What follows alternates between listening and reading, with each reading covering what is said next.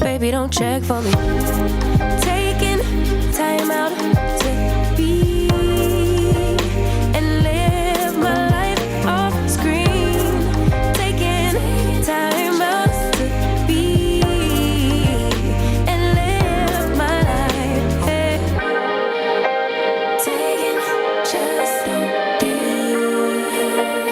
and live my life. Don't take it personal.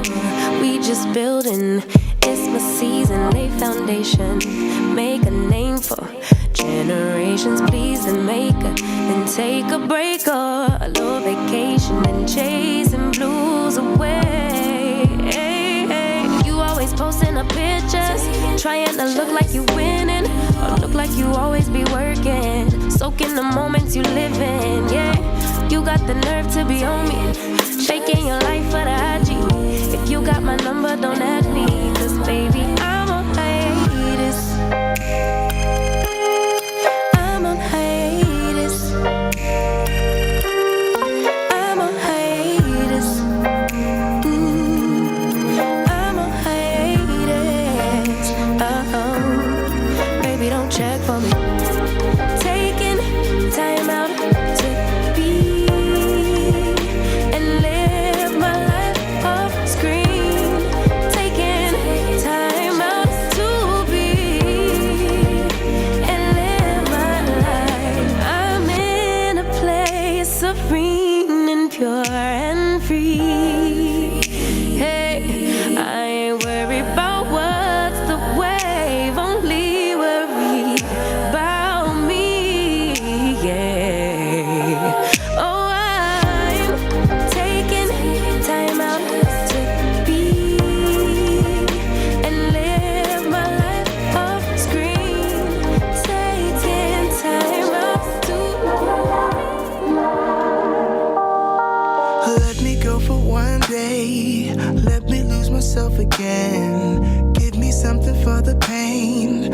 Always trying to pretend that I'm not living just a lie. Broken heart and shattered lives. Let me go for one day. Let me lose myself. Oh, I knew how this would end. Oh, I knew that it would die, that we would come to this, that we would say goodbye. Someone help me see it. Someone help me free this feeling. Someone help me see it. Someone help me free this feeling. Don't wanna think about the past. I'm crying out behind a mask. So give me something for the pain. I wanna lose myself again. Please get out of my mind. Just get out of my sight. Let me go for one day. Let me lose myself. Oh, I knew how this would end. Oh, I knew that it would die, that we would come to this, that we would say goodbye.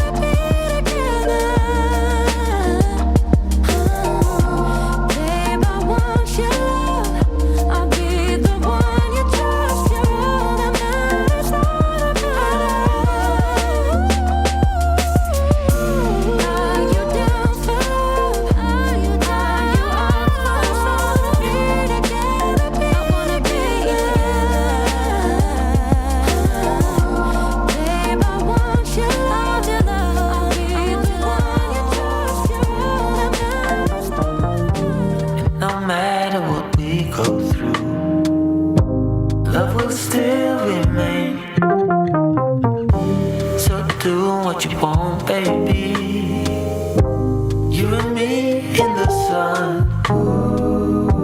Know that I still be here when the day is done. So come a little bit closer, and I'll tell you what I feel inside. You know I'm gonna wait on you. I'm gonna wait on you. You know I'm gonna wait on you. Yes, I'm gonna wait on you. No one's gonna love you like I do. So glad that I found you.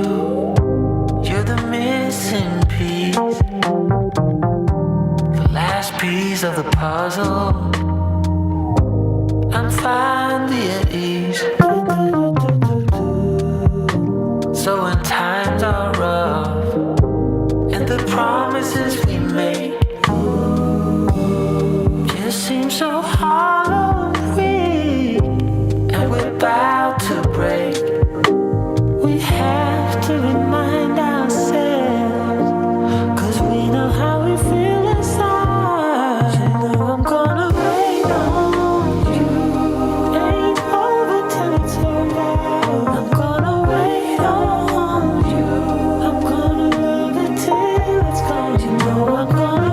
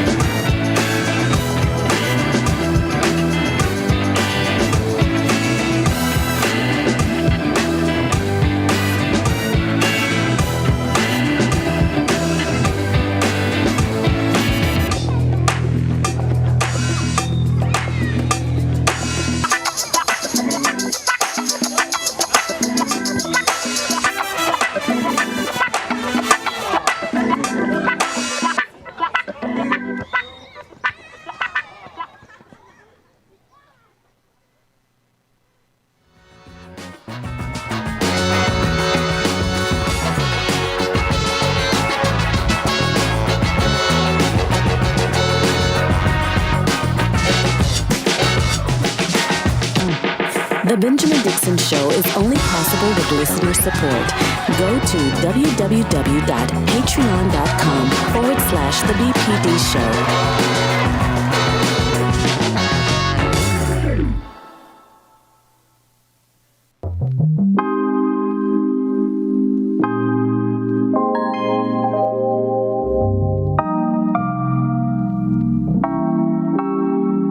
You'll never feel the way I feel. You don't know if my love is real. Baby, listen to me, here's the deal. When you're not here, I'm not the same. I'm needing a new chapter, babe. Been stuck here in a bed for days. I've been staring at the telephone, cause when you're gone, I miss your face. 8:00, body talk. There's no need to bring it up. Nothing you say makes it better. Wrecking ball, tear apart.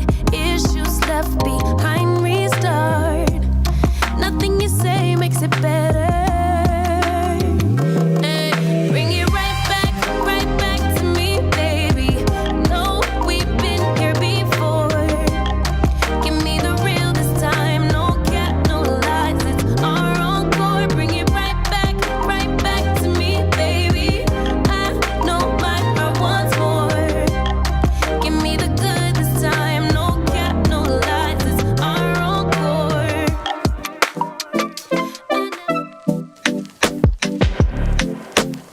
Is this what you want now? Feels like you're looking for something better.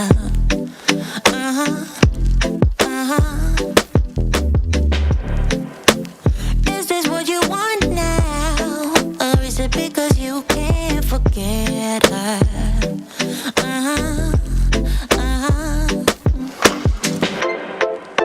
I can't keep pretending it's not getting to me. It's never ending. Can't give you what you need. You're misbehaving. Yeah, it's getting to me. It's never ending. You can give anything, so you can go, go, go. Go, go, go, go, go. Yeah, so I can focus. I just need to focus on myself. Yeah, you better go, go, go. Go, go, go, go, go. So I can focus. I just need to focus on myself. This is what I want now. And yeah, I'm waiting for something better. Yeah. This is what I want now. No, I won't settle for anything else.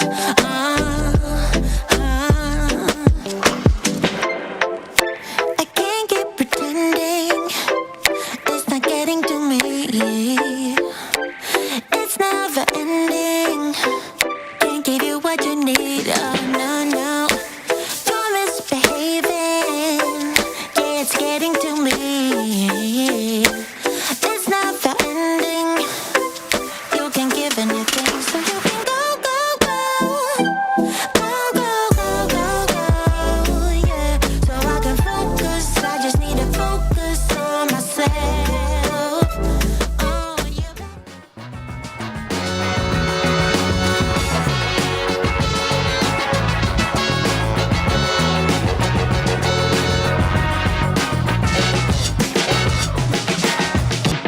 The Benjamin Dixon Show is only possible with listener support. Go to www.patreon.com/The BPD Show.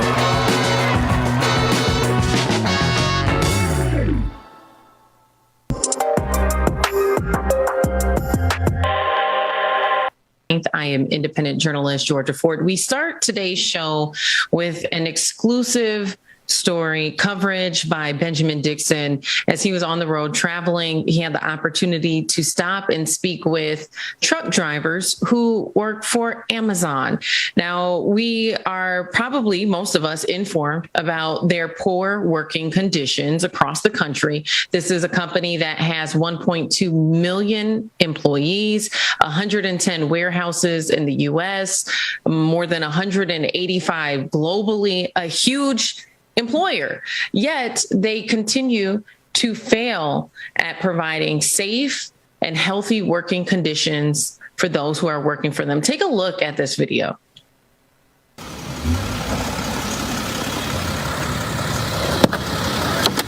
I just fell out the truck. We're gonna leave it. Well, you know what? That means another worker has to get it. So I'm gonna let you come pick it up.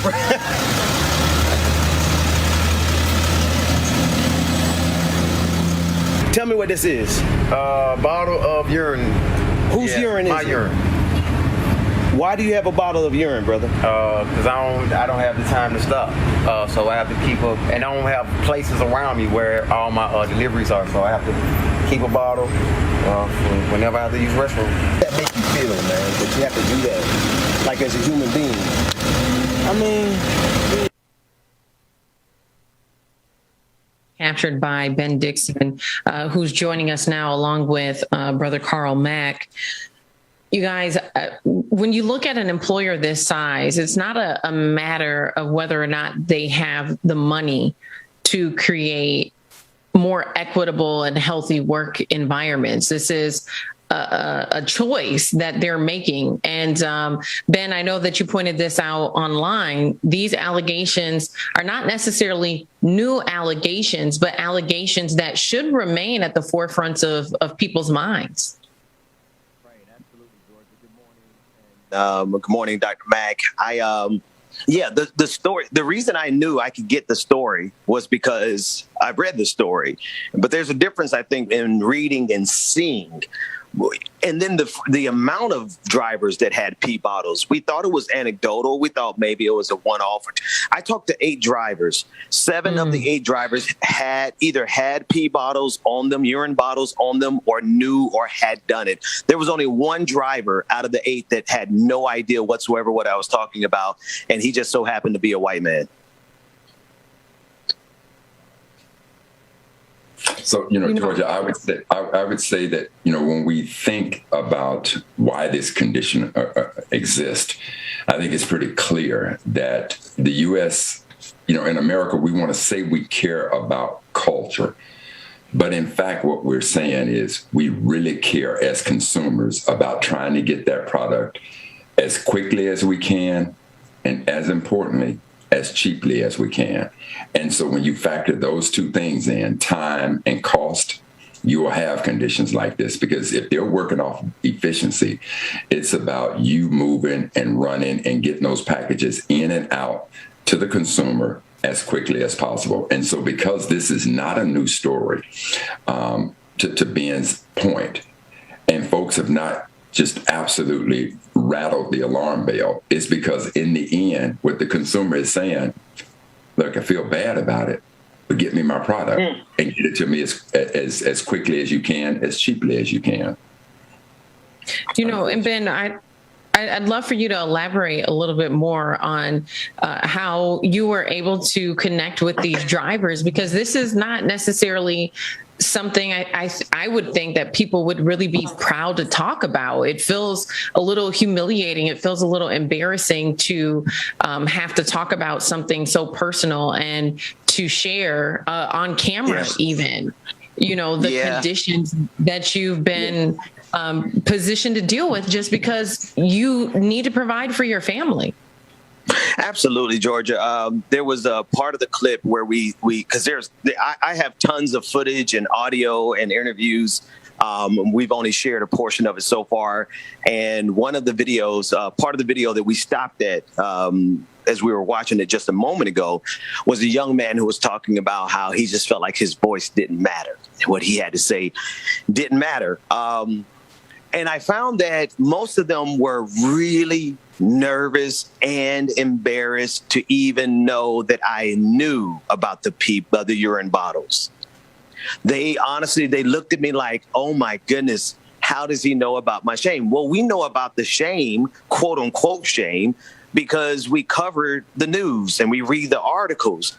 But there's such a disconnect between what we do in politics and in media and what is actually happening in the real world that they were surprised that anybody even knew.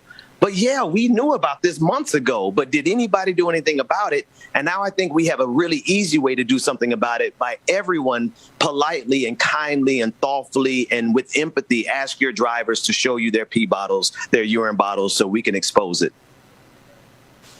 And Ben, I think the other thing that we have to keep in mind is, nobody wants to work in a condition like that. And here is what, typically somebody is looking at.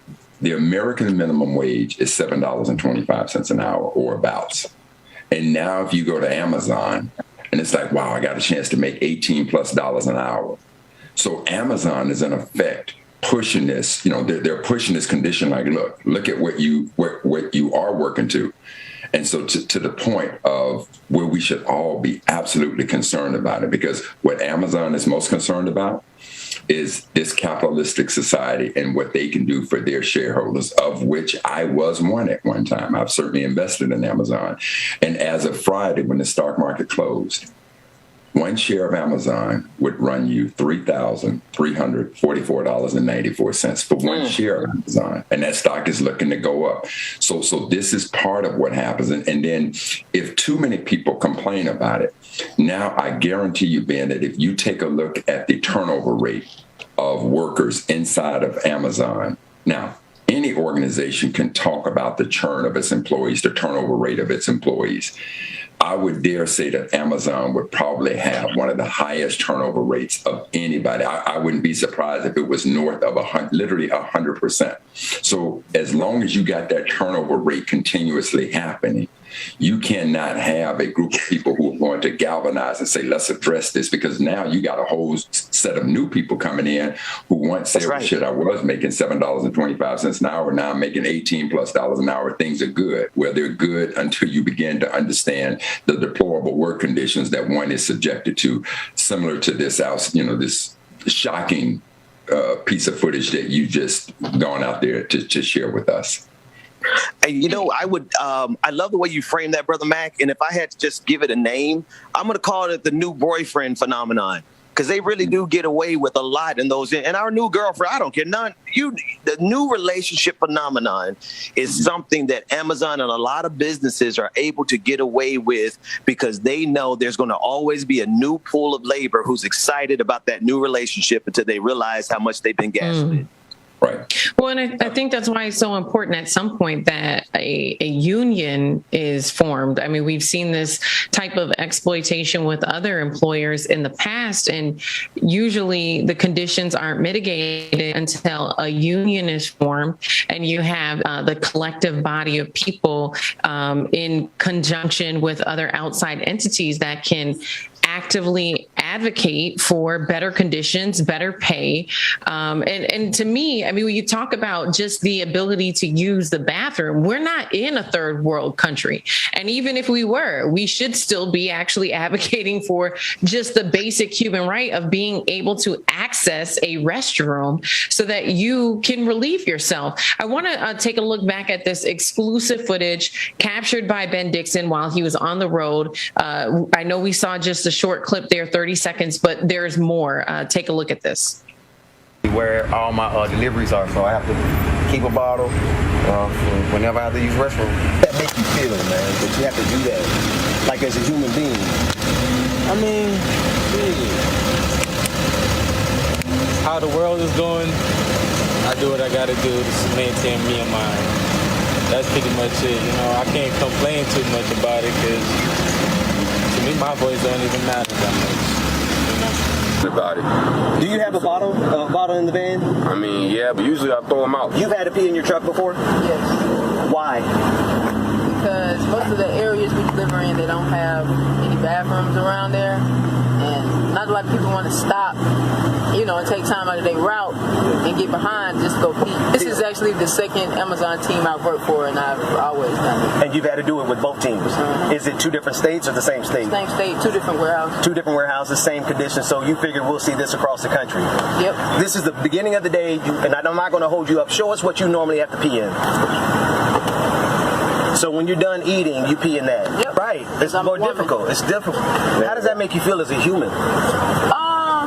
It made me feel away because for men it's easy. They can just pull up on the side of the road, whip it out, and pee. But women have to squat. So of course I'm gonna do it in my van. Do you know about the organizing in Bessemer, Alabama? Is that a part of Amazonians? Yeah. Yes, So yes, it is. I'm fully familiar with it. Yeah. So you would think that workers who have to pee in a bottle would want to unionize. We don't get that, so we're still dealing with the same things we've been dealing with. That's why I'm still holding this bottle of pee in my hand right now. Ben, I know you asked him there about forming a union. And Brother Mac, feel free to chime in on this as well. What is it going to take? They have 1.2 million employees nationwide. What is it going to take for them to be able to successfully form a union so that they don't have to keep peeing in bottles? Yeah, I would like to reverse that question just a little bit and say, how is it that Amazon was able to keep without having unions to the tune of 1.2 million employees? Like, how do you get that big without having major unions as a part of your workforce? And that's because Amazon has enough resources to stop unions. They actively participated in stopping the organizing efforts in Bessemer, Alabama, over the past year, where Black women were organizing to help the warehouse workers there to protect them from COVID-19 as well as better working conditions. But Amazon has enough attorneys and enough money to be able to buy a union-free existence. But Ben, the other part about it is, again, that churn rate. That is absolutely important because, try to imagine that you have a group of employees who are concerned enough about this to do it. But when you realize that you're fighting such a juggernaut with such resources and you've been in those conditions for long enough and you just finally decide, check it out, I'm going to find a new job. So when the next group of employees come in there, they're not coming in there with that same fight, that same fervor to now look at trying to bring a union. But Ben, I do want to say this as well. You said at the early part of the show, it's one thing to read about it. It's quite another to actually see it.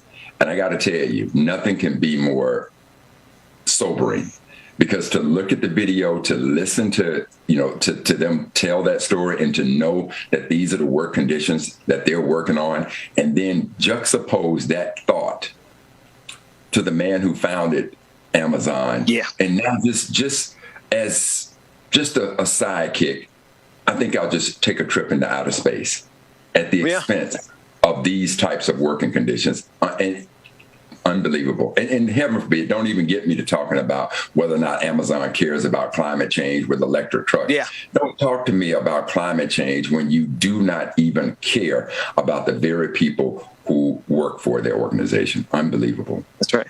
And Georgia, real quick, I want to give a shout out to brother Christian Smalls. He's the Black brother who started organizing some Amazon workers, I believe, in a New York facility, trying to protect them from COVID-19. He got targeted by that media machine, by that PR attorney machine that is Amazon. And I've been working with him. I've been coordinating with him because I want to make sure that no matter what I'm out here doing, I'm out here just following my gut, following my instinct.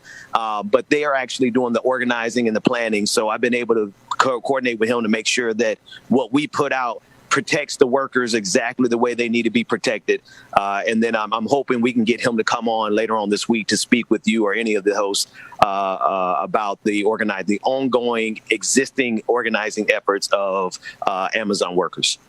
And so, Ben, if you don't mind, the brother that you just cited, is he still an employee of Amazon? Because clearly one of the things we do know is that when you do have employees who speak out, they become a target. So is he still working at Amazon, and how is he surviving They targeted him well. He's no longer with Amazon, and he's surviving off of a GoFundMe.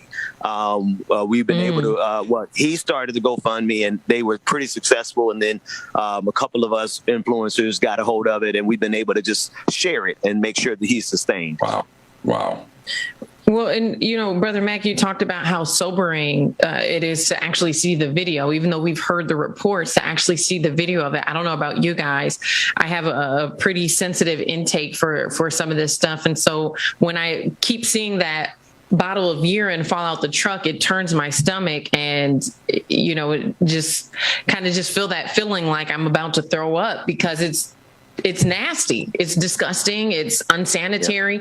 Yeah. And Ben, I heard you in the video say there, I'm not picking it up, and you shouldn't have to, and really neither should they, and you look at Jeff Bezos and what he's able to do on the profits. It is just so unfortunate that you have this level of greed and capitalism that continues to fuel these working conditions for 1.2 million people.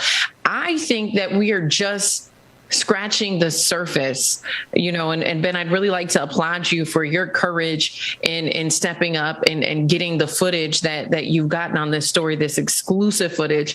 But I feel like we're just scratching the surface. It would be interesting to get a larger pool, and I'd like to do a call out. If you know someone who works at Amazon, inbox us. We'll definitely keep your identity anonymous, but we would really, really love to hear what your experiences have been. As you see, we've blurred out the faces, the people in the video that we're showing here to protect their identity and their livelihood, so your identity will not be released. But it is very important, if you have people who work there, if you've worked there yourself. I actually had a cousin who I'm going to reach out to, who sustained an injury, and I thought maybe it was just an isolated incident, but I'm curious to know exactly what conditions were put in place so that he wouldn't be injured now, seeing these working conditions for employees, because at the end of the day, when you're looking at your employees and you're telling them that they have to deliver a package every 3 minutes,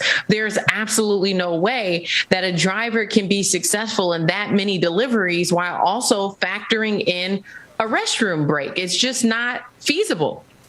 Yeah. George, let me see this, Ben. I am literally sitting here having just a very serious moment, to the point that, clearly I survived in my retirement off of my investments, and Amazon has been a very good stock for folks to come into. I'm trying to ask myself right now, Carl, how could you invest in that company understanding these conditions? And so when we talk about Jeff Bezos, I need for folks to understand this capitalistic society. This man has a net worth of $193 billion. Now, we almost become kind of glazed over about $1 billion. I need you to understand what $1 billion is in simple terms. $1 billion means that you can spend $1 million for 1,000 years. $1 million for 1,000 years. And this man has 193 of those. He will not, nobody with the name Bezos ever in his lineage will ever have to work. But so these two things are resonating with me. This is the capitalistic society we live in. And then now personally, first of all, I too want to applaud you for such sobering, such video, such work, to the point that for me, I don't know how I could ever invest in Amazon, understanding that. And I'm not simply questioning it. I just know deep in my soul right now, it's going to have to be some very desperate conditions for me to even want to invest in Amazon, knowing that these types of work conditions are what these workers are exposed to. And my heart goes out to the brother who you knew. So when you kept talking about how could they have so many employees and not have a union, because they effectively do this. This is reminiscence of the tobacco industry. The tobacco industry knew that they could never afford to lose a case, and if they did, it would come apart. This is what Amazon does. Anybody who speaks out, they must go after them with everything they got to shut them down. And then a message is sent to everybody else. If you want to lose this job that is paying you twice plus the American minimum wage, be quiet, shut it up, shut it down. So, Brother Mac, I thank you for that, because I feel in there the spirit of BDS, boycott, divest, and sanction the hell out of Amazon until such time that they can do something simple, like put a porta potty with the Amazon access card on the side of the road. There are simple solutions to this. And matter of fact, most of the drivers have solutions for this problem. So I don't think that this is an existential threat for Amazon, nor should it be. But if they don't pay attention to this detail, then I think a campaign of boycotting and divesting from Amazon will be appropriate. Well, I can't speak for. Go ahead, George. I'm sorry. Yeah. I was just going to say, it makes me wonder, where's OSHA on this, the Department of Labor? It just feels like there should be some type of federal intervention when these reports and accusations started coming out at the beginning of the year. And so I also want to know, where's our federal government on intervening on this huge corporation that has these poor working conditions? Because I feel like if a mom and pop shop had one report of misconduct like this, they would be shut down.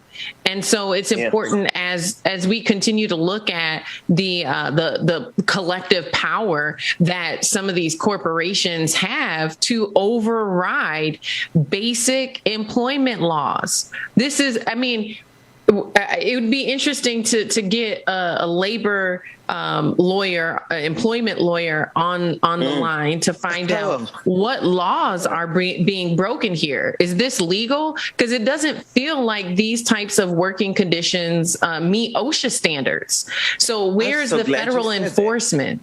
Where's the federal enforcement? Why is there no intervention? And if we can't get federal intervention on this, then absolutely, I think when people, especially allies who say, I don't know what to do. I just, I'm just a school teacher. I'm just a banker. I'm just a nurse. I don't know how I can help. Well, we just heard from 3 or 4 Black Amazon employees. How you can help is either divest and make a stance with your money, put your money where your mouth is, or get on the phone and start calling the governor or the mayors where these warehouses are located. That's right. Or calling OSHA, calling the U.S. Department of Labor, submitting complaints, because no one in America, especially for a company whose CEO has that much retained profit, should be subjected to these types of working conditions. Okay, Georgia, you've done it. That's what I thought. That's what I just thought. Yeah, go ahead, bro, Mac. Okay, Georgia, let me just say this. I promise everybody within the sound of my voice, I shall never, ever buy another share of Amazon stock. That's how compelling what I just heard. Between you and that footage man, I'm saying right now, my effort on the divestment side of it, I shall never, ever buy another share of Amazon stock, ever. And I'm saying that from a person who has invested almost 7 figures into Amazon before. So shall not. Well, let me say this to the audience, because here's the dilemma. I'm only one man, and we have a great platform here, and this is amazing coverage, but we're not only fighting against the greed of capitalism, we're also fighting against this algorithm. We have to break through the algorithm. So I need every single person under the sound of my voice. This is what you can do to help. Ask your Amazon driver to show you their pee bottle.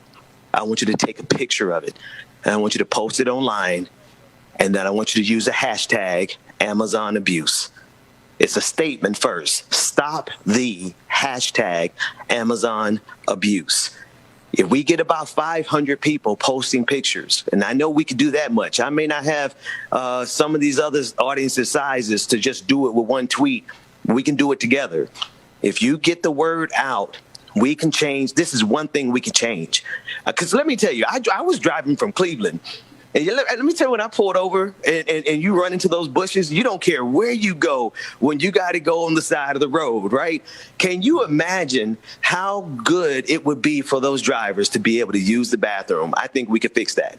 But Ben, think about this. Let's just think for 1 second that if you needed to put, since you gave the example of a porta potty, just imagine if you had to put porta potties across any area where you got large Amazon deliveries. This man has $193 billion. 193. He doesn't. I mean, the thought of it is just sickening. It is absolutely sickening. But the other thing I would say is that, family, listen, if you are to take a picture of the pee bottles, please keep in mind to do everything in your power to make sure that you protect the anonymity of these workers. Yes, please. And actually, Brother Mac, thank you for saying that. Let me take that back.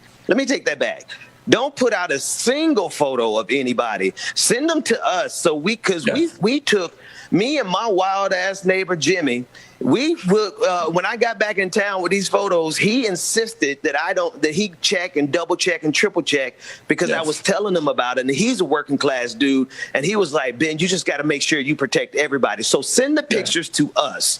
Send it to me. bpd@progressivearmy.com. Send the photos to me first, and I will make sure that we painstakingly blur out everything. That way we can protect those workers. Thank you, Brother Mac. Yeah. Absolutely.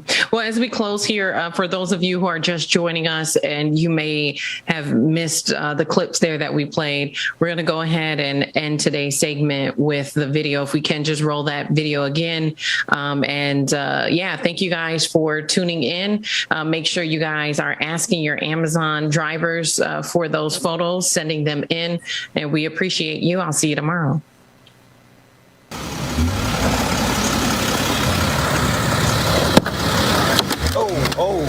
Just fell out the truck.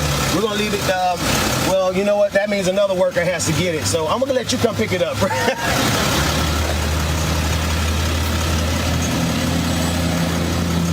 Tell me what this is. Bottle of urine. Whose urine is it? My urine. Why do you have a bottle of urine, brother? Because I don't have the time to stop. So I have to keep up, and I don't have places around me where all my deliveries are. So I have to keep a bottle whenever I have to use restroom. That make you feel, man, that you have to do that, like as a human being. I mean, how the world is going, I do what I gotta do to maintain me and mine. That's pretty much it. I can't complain too much about it because to me, my voice don't even matter.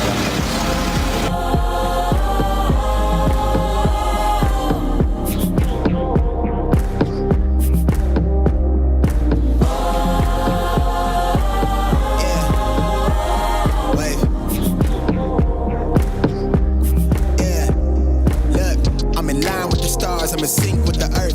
10 toes deep, flower child from the turf. I never switch sides, like even when I die, I'ma ride for the squad, light up tires in the hearse. I've been on the vibe, kinda hard to describe. I'm in between, I'm good and it's fine, but I'm tired of the grind. Then I come alive in the night to realize I'm in the middle of the time of my life. I'm never so packed for the stack, never lied on the rap. Got a bag from the way that I write it. Queen looking Tyson, through that ass survive, doing 80 to the house. Then I hit it to the sky, change haters on a tirade. Talking to their grip in the face, be still, let that hate stuff fade. We all want the same, we all want a meal in the safe. I wanna live like I'm trying to reach enlightenment. Trail spill from my lips, feel big from the bib. Take a sip till I pass out. Try and get grit, but it don't make sense. Cause you can lose life on this fast route. Yeah, turn thoughts to a cash cow. I might flip that to the glass house. I don't need the accolades, I'm in love with the chase. I just wanna eat, save a spot at the table. Beats with the slap, pin myself on the map. You long with the wind, but we knowing that it's cap. 5-hour flights, couple nights at the flat. To be real, couldn't see me making moves while I'm at. I'm still on the grind, limit time when I chat. Burning down sage, keep the demons away. When I write it, give a piece of myself to the page. I don't do it for the praise, love, that's just how I'm made. Truth in the glass in the mirror. Yeah. Do it at me, old man, tryna pass in the fear. You're the first one to talk, but the last one to hear. Eyes blurry, but I couldn't see that, and he cleared down. Start to feel like I'm on one. Settle in, I'll be here for the long run. I'm a slave for the cash, got snakes in the grass, no brakes on the ad, but it's all fun. We done seen it all, heard it all. Heard enough, give me space before I murder y'all. 10 bad here, I'ma curve them all. 12 missed calls, and I still made a curtain call. Here to light it up, lighten up. Hear him talking, they ain't right enough, tighten up. Everything that I came for, I left with. I don't bang sets, I just bang on the set list. Going past supper when I came for the breakfast. Put me in your prayers, I might put you on the guest list. Young to me reckless, gold in my soul, got the same on my necklace. Light it up, light it up.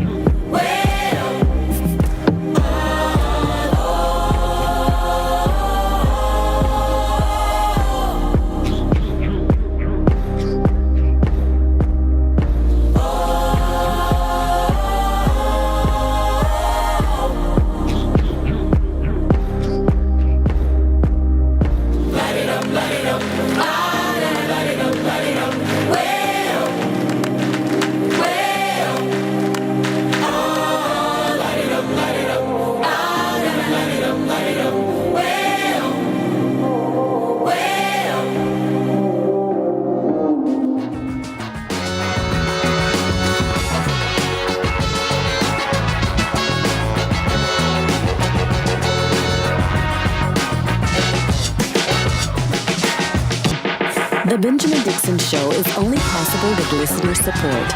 Go to www.patreon.com/The BPD Show. In March of 2020, Amazon fired Christian Smalls from his job at a fulfillment center in Staten Island after he helped organize a protest outside of his workplace. Smalls said that he did this to bring attention to unsafe working conditions at the start of this pandemic. Brother Smalls, Christian, how you doing, man? Thanks so much for joining me again. I'm good. Thank you for having me. My pleasure. My pleasure. I wanted to bring you on. We spoke at the start of this pandemic, and at the start of this pandemic, you made a lot of waves. And in fact, you became a primary target of Amazon because of your union efforts, your unionizing efforts, but also just, pointing and highlighting the fact that the conditions of workers in Amazon warehouse were atrocious and literally led to people catching COVID-19 and even some deaths. Can you talk about what you were working on then and what you're working on now with regard to this this union effort? Absolutely, yeah. Last year, as you remember, the height of the pandemic, New York City being the epicenter, I tried to be proactive instead of retroactive and protect my workers, employees that work underneath me in my department, in that entire facility from catching COVID-19. The company refused to listen. And as a result, 11 months later, you may have heard Letitia James has filed a lawsuit on my behalf. Over 250 of those associates at that facility have contracted the virus. And many of them came back to that facility within 7 days. So it just validates the fact that I was telling the truth the entire time. And, that somebody needs to be held accountable. So I'm glad that we're seeing that there's an investigation and also a lawsuit that's following up on that. So, where we at now, we're still trying to unionize. Alabama is the main focal point right now. I just came back from Alabama last week. And I think the media and everybody should be talking about that. Absolutely. And speaking of Alabama, Bessemer, Alabama, Amazon workers are voting on whether or not to unionize. And on Tuesday, actor Danny Glover joined those workers in solidarity, where he was invited by a local news station. And this is what Danny Glover had to say about what's going on in Alabama at Amazon. We take a quick look at that. Yeah, here it comes. Here to Birmingham. What brings you here? Well, I'm here to support workers who are employed by Amazon, who have a very important vote at this particular moment, and that's to vote on whether they want to have a union. And I'm partial to that in the sense that I'm a big union supporter, and certainly it's been supporter and advocate for organized labor and unions since I was a child. My parents were union workers. My mother and father were at the United States Post Office all of their career, and each and every point of that, they were involved in the union as young adults until they retired. Wow. So this is somewhat personal for you, I guess, with trying to convince people. Well, I'm just trying to support them. I mean, it's certainly the fact of a union doesn't need me here to ordain or to champions its purpose. I've seen it work, as I said, in my own life, and seen it work as always around various other experiences I had, whether it's been with hotel workers or laundry workers or clothing textile workers, or all those places where I've been able to support auto workers, support unions. And it's one of the very great privileges that I've had as someone who has gained this visibility by on stage and television and films, but at the same time have a chance to support ordinary people. Christian, could you speak to the significance of what's happening in Alabama? Like you said, you were just there. Danny Glover was just there last night. It is a massive movement, and it's a movement against a tremendously, unimaginably powerful organization by the name of Amazon. Absolutely. This is probably the most important union vote probably since the 1930s, since the Great Depression. There was an economic collapse then. Last year, we seen that with in 2020, and we're still living in this pandemic right now. And right now, we have an opportunity for the first time in American history to have an Amazon facility unionized. And I think it will galvanize the rest of the nation. I think this will be an uprising for all unions across the nation. So once again, I believe this is probably the most important union vote on the table since the 1930s. And I think it's really important. It's just, if it's successful, that we can also use this news to galvanize and organize facilities all across the nation, which I plan to do. So I'm hoping that I have good news once the union vote is closed.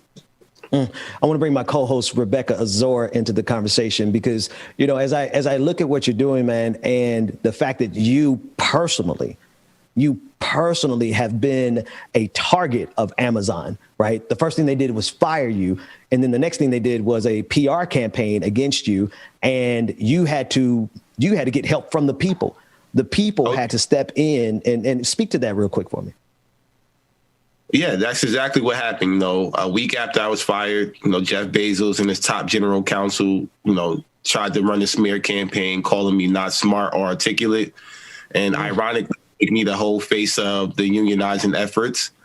So, that's exactly what I did. I founded an organization. I traveled the country for the last 11 months with my organization, protesting at every single one of Jeff Bezos' mansions, and here we are. We're still fighting. And one thing I learned from Amazon, a principle was called see, own it, and fix it. And I saw the issue last year, and I owned up to it. And I hopefully, when it's all said and done, I fix some type of issues that we had with that company systemically. So that's why I'm here for the long haul. Well, that's definitely, Christian, hi, how are you? That's definitely what I wanted to touch on as well, because it's interesting how they tried to put it on you when you decided to protest against the conditions that were there, saying that, hey, they're lying about the people that even have or that have tested positive for COVID. They have us in these conditions during the height of the pandemic. And all of the sudden, they turned around and said they fired you because you were putting the workers' lives in danger, and that because of you, they were now testing positive, or they tried to put that rhetoric out there. How did you correct the story and make it yours and correct the narrative? Yeah. I continue to tell the truth. The truth will set you free. And I told the truth from the beginning. And ultimately, as a result, now in this new lawsuit, you've seen if you read the lawsuit now, 2 HR reps, the top HR of the building, and her BP, her business partner, wrote a letter in solidarity saying that I should have never been terminated. You know, they said that the termination was justified and that the quarantine policy was never clarified to me. And also, I never returned inside the facility when I protested. I was outside the entire time. So, again, I told the same story from the beginning. And now it's starting to come to the light. You know, the truth is coming out there. And I think the people that were behind the scenes that had to sit in on that termination, they're starting to feel that it was definitely wrong, and they're going to speak up about it. And I'm happy to see that it's coming out now. Yeah, and it's also because of your voice, right? You decided to take a stance against what was going on in there during the pandemic, although they tried to put that smear campaign out and said that you weren't smart, you weren't articulate. Indeed, you were. You know, you weren't doing this for clout. You were doing this because this was affecting you and the people that you were working around. How would you say that your life has changed in this past year with you doing the protest and you traveling to make sure that other people in these Amazon locations are also have every mansion, you went to every mansion, Jeff Bezos, man. Everyone. That's real G. Bad boy. On Google. You know, I mean, I'm pretty sure he got more of them, but we hit up a lot of them, and you know, my life changed forever. You know, definitely couldn't imagine this a year ago. I actually just looked at one of my memories on like Snapchat. I think I was in the club popping bottles last year. So, you know, I just tell people I wasn't an organizer beforehand. I was a concerned supervisor, obviously a father of kids. And that was my main concern, my children and my family. But I realized it's a bigger picture. And it's bigger than me. And you know, if nobody else would have did it, I don't think we would have got to this point. You know, if I didn't step up, if I didn't continue to fight back, I don't know how long workers would have went unprotected. Number one. Number two, once again, I don't think Jeff Bezos would have retired this year. So it's a lot of that, you know, that happened. Yeah, I was say like he's the heat that's getting ready to come to Amazon. Jeff Bezos is like, I'm out of here. He stepped down for Amazon, but we still know where his mansions are, and we know where his money is coming from, and we know where all those facilities are, especially in Atlanta. They're everywhere. And in the last time we spoke, let me get off that train of thought because it takes me somewhere dark. The last time we spoke, you said that you also had difficulty convincing some of the workers at the warehouse to participate in this. A year later, and all the stuff that I know that they went through, do you think their minds have changed? And have you heard from any of them? And have any of them come that were hesitant before? Are any of them standing in solidarity with you now? Yes, we definitely gained a lot more support. Workers definitely seen the issues. They actually lived it. They're still going through it as we speak. There's still workers still contracting the virus, unfortunately. We had a worker who just died a few weeks ago from Virginia. Wow.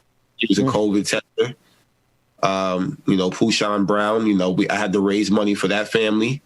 So we're still living with the same issues I was fighting on day one.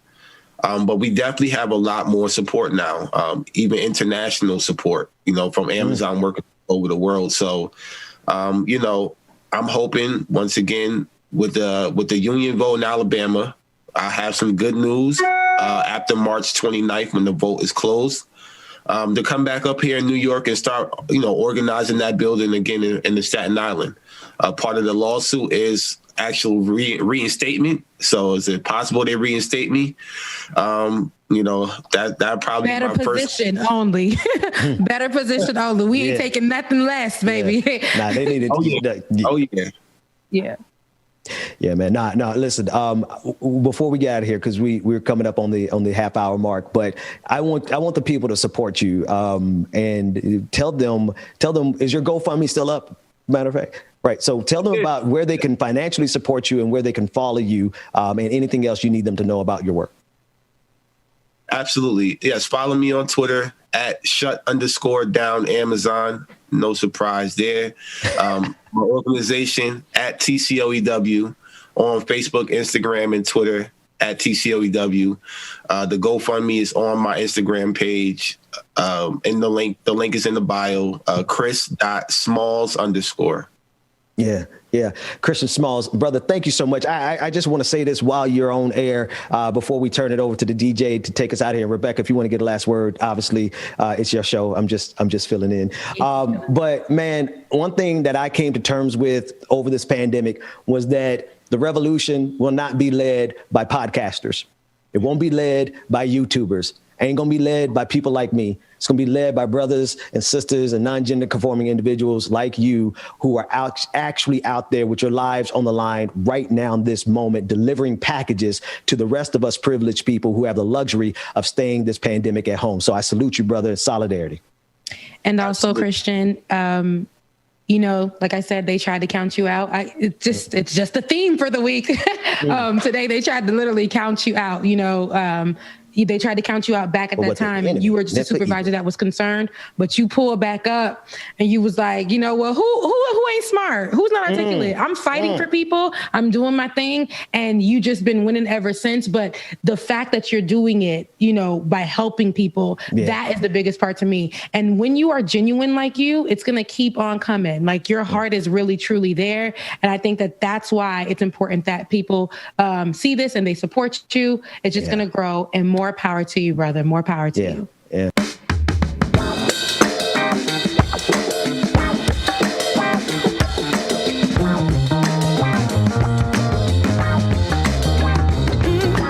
Baby, you set my soul on fire every morning and every evening. Ooh. And maybe we can't get any higher, but if you like to take a ride, we can discuss.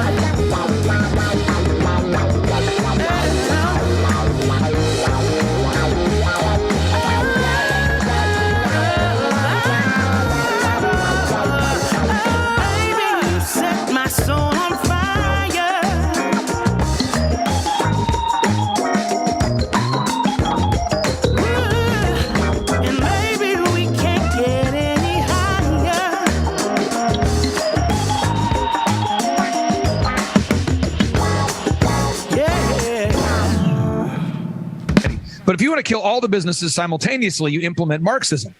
And so I have a vast knowledge of Marxism and Stalinism and communism and all these isms. And I know a lot about the Bible. And I have a lot of doctors who are clients. And anyway, so I know the different silos of information. I see how it fits. So I do all my research, and this is what I found out in January of 2020. Here we go. The word corona has 6 letters in it. C-O-R-O-N-A. 6. The letter C has the number 3 in it. It's the letter C is the 3rd letter in the alphabet. The 3rd letter in the alphabet. O is the 15th letter. R is the 18th. O is the 15th. N is the 14th. A is the 1st. Add that up, it's 66. Wow. 666. That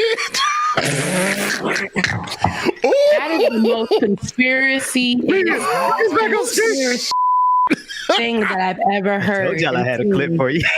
In my That's life. a lot, though. He said that man had documentation written by his child to explain why there's 666 in here. Y'all better be glad I don't have a mark over here. He literally sat down. Need to be done because if you look at his face, he's like, "Is this serious?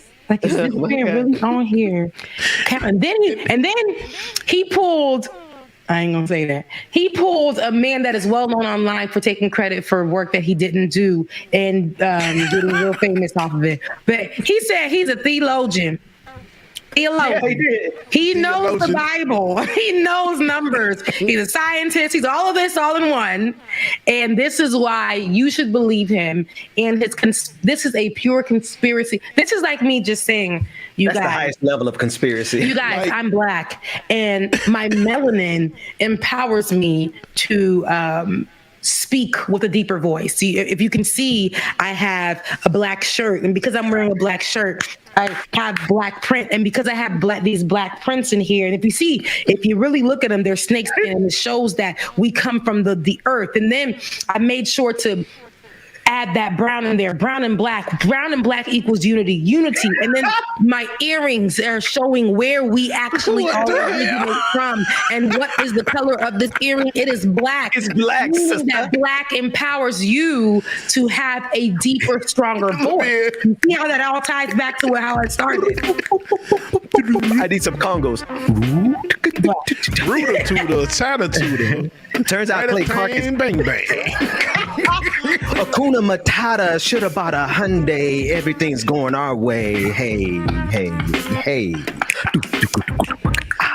Right on, brother. I gotta say it like this. This is how we do it as the black man interpreting the white man's interpretation of their conspiracy. We look at Mother Africa.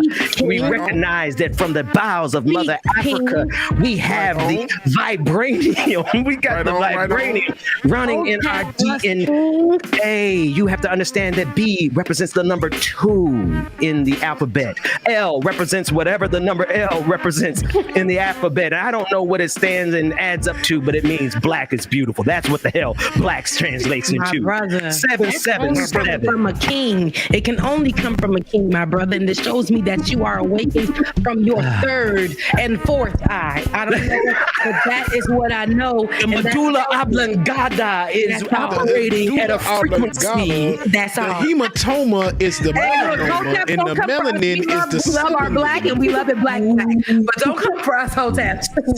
Okay. Yeah, no, we love y'all. We love y'all. We're not mocking y'all. We love y'all, okay? We're not mocking y'all. We don't have time for we don't need y'all as enemies. We need y'all to jump in. Imitation is a form of flattery, Hotep. Y'all, come on. Right. It is the virus of white supremacy that has carried COVID-19. You all have been bringing all of your diseases to America. My brother. I think this will only sound best if it comes from a black queen that is me. I am her. You didn't let me finish my part. You've been spreading COVID-19 since 1492, Rebecca. Since 1492. If you look at 1492 and you add 14 and 92, what do you get? I don't know. But what do you I don't know. You multiply.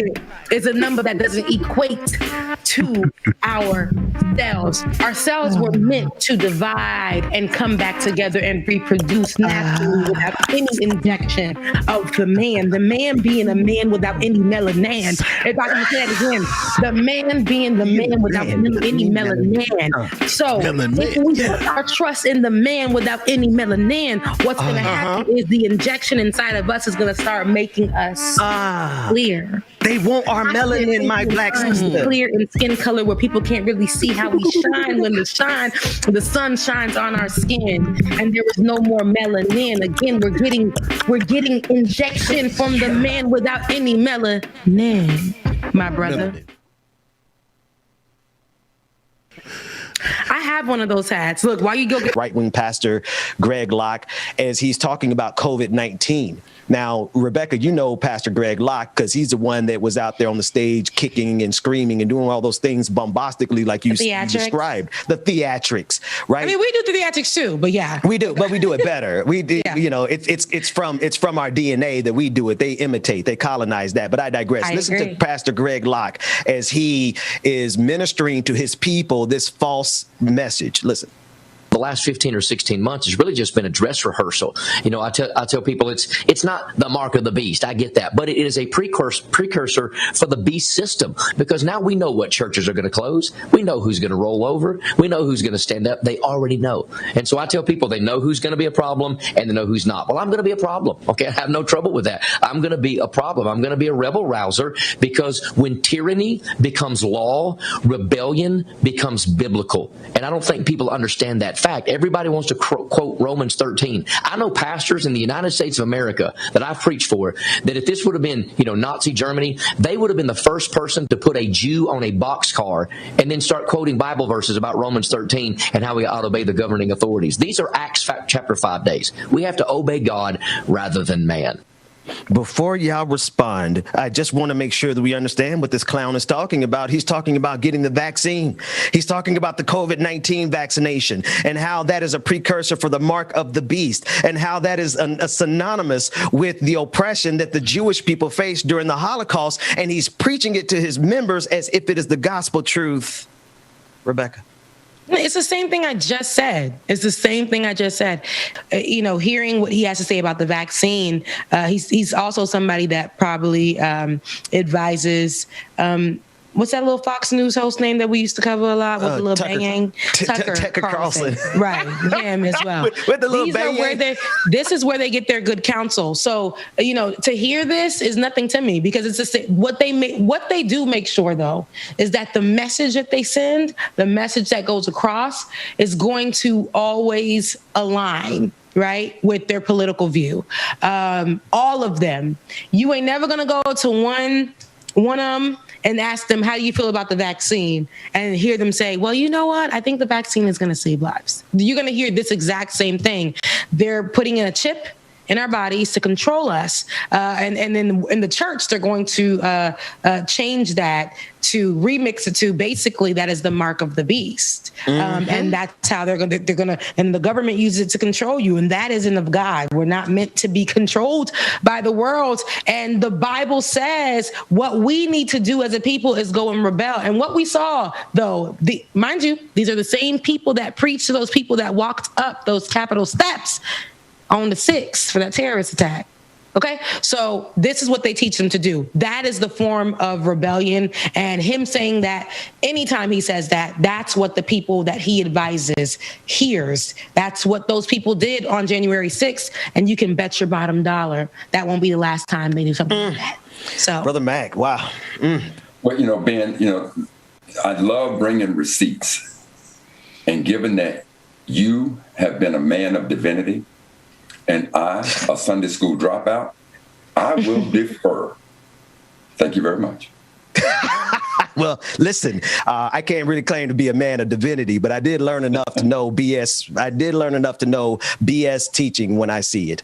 And Pastor Greg Locke, along with this entire thought process of God being on the side of our oppressors, but there's no way in hell you could go through Exodus and come out with the idea that God is on the side of white supremacy. The same God that they taught, that they wanted to teach, hey, this is right because the Bible says it. And, you being black, you got to be enslaved and treated the way that you were treated. And that's the same teaching. So when I hear any person that was supported Donald Trump, any conservative person, but they're the same people that still believe that George Floyd deserved to die, right? So, or that lightning strike was caused by God. The same thing, all of that. So even when you say, Ben, that there's no way that these people actually can tell us that the Bible is going to back this up, they do believe that though, and they will tell us that because they told them slaves, that this was it. This is the same way. So even in 2020, they still walk in that. They still believe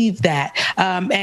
So I'm not surprised. And the more that we have people in power that look like us, like the Daniel Camerons of the world, they're going to say that is godly. How this black man acts is godly, how he supports all white ideas and things like that. But in the same sense, he prays over his food and he says his grace. That's a godly man right there.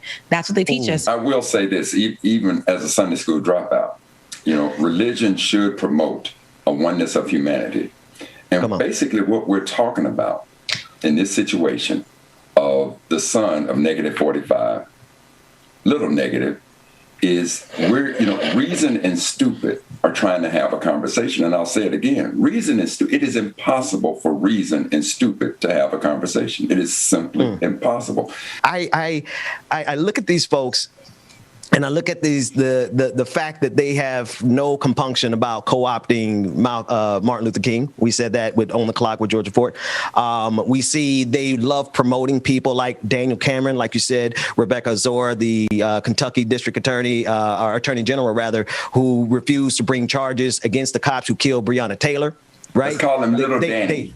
Little Danny. Little Danny refused to do his job and lied to us and called it justice. We saw it in Little Ty Smith, the video that we watched earlier, responding to Fox News and saying that slavery wasn't racist. They absolutely love promoting individuals and narratives that protect white supremacy. And that's all. Okay. Well, Brother Ben, I think I got it. Since we've been talking about little baby Jesus, we've been into the scripture.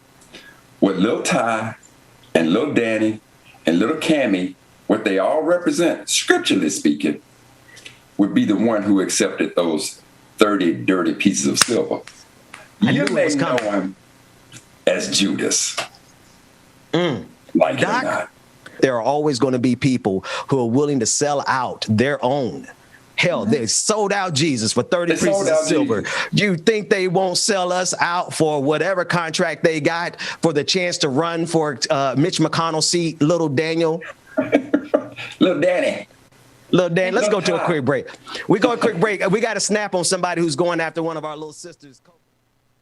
Joining me now is author and journalist John Nichols. He is of thenation.com and author of the book, The Fight for the Soul of the Democratic Party, and a friend of the show. John, thank you so much for coming back and sharing this time with us. I'm honored to be with you, my friend. And I do like being identified as a friend of this show. I think it's a great one. Oh, thank you so much for that. I have followed your work for years because you cut to the core of the intersection of race, class, white supremacy, capitalism, the Democratic Party. But your most recent article dealing with Ron Johnson, and not only from the perspective of the bidding of the ultra rich, which is a part of the title, but tell us what you have found in the conjunction, in the intersection rather, of Ron Johnson, the Republican Party, and the moment that we find ourselves in American history. Absolutely. Ron Johnson is probably the most vulnerable Republican U.S. senator in 2022. He hasn't announced whether he'll run for re-election, but it's expected that he will. Donald Trump is actively encouraging him to run. And the thing to understand about Ron Johnson is that until Trump came along, he was a backbencher. He was somebody people didn't pay attention to.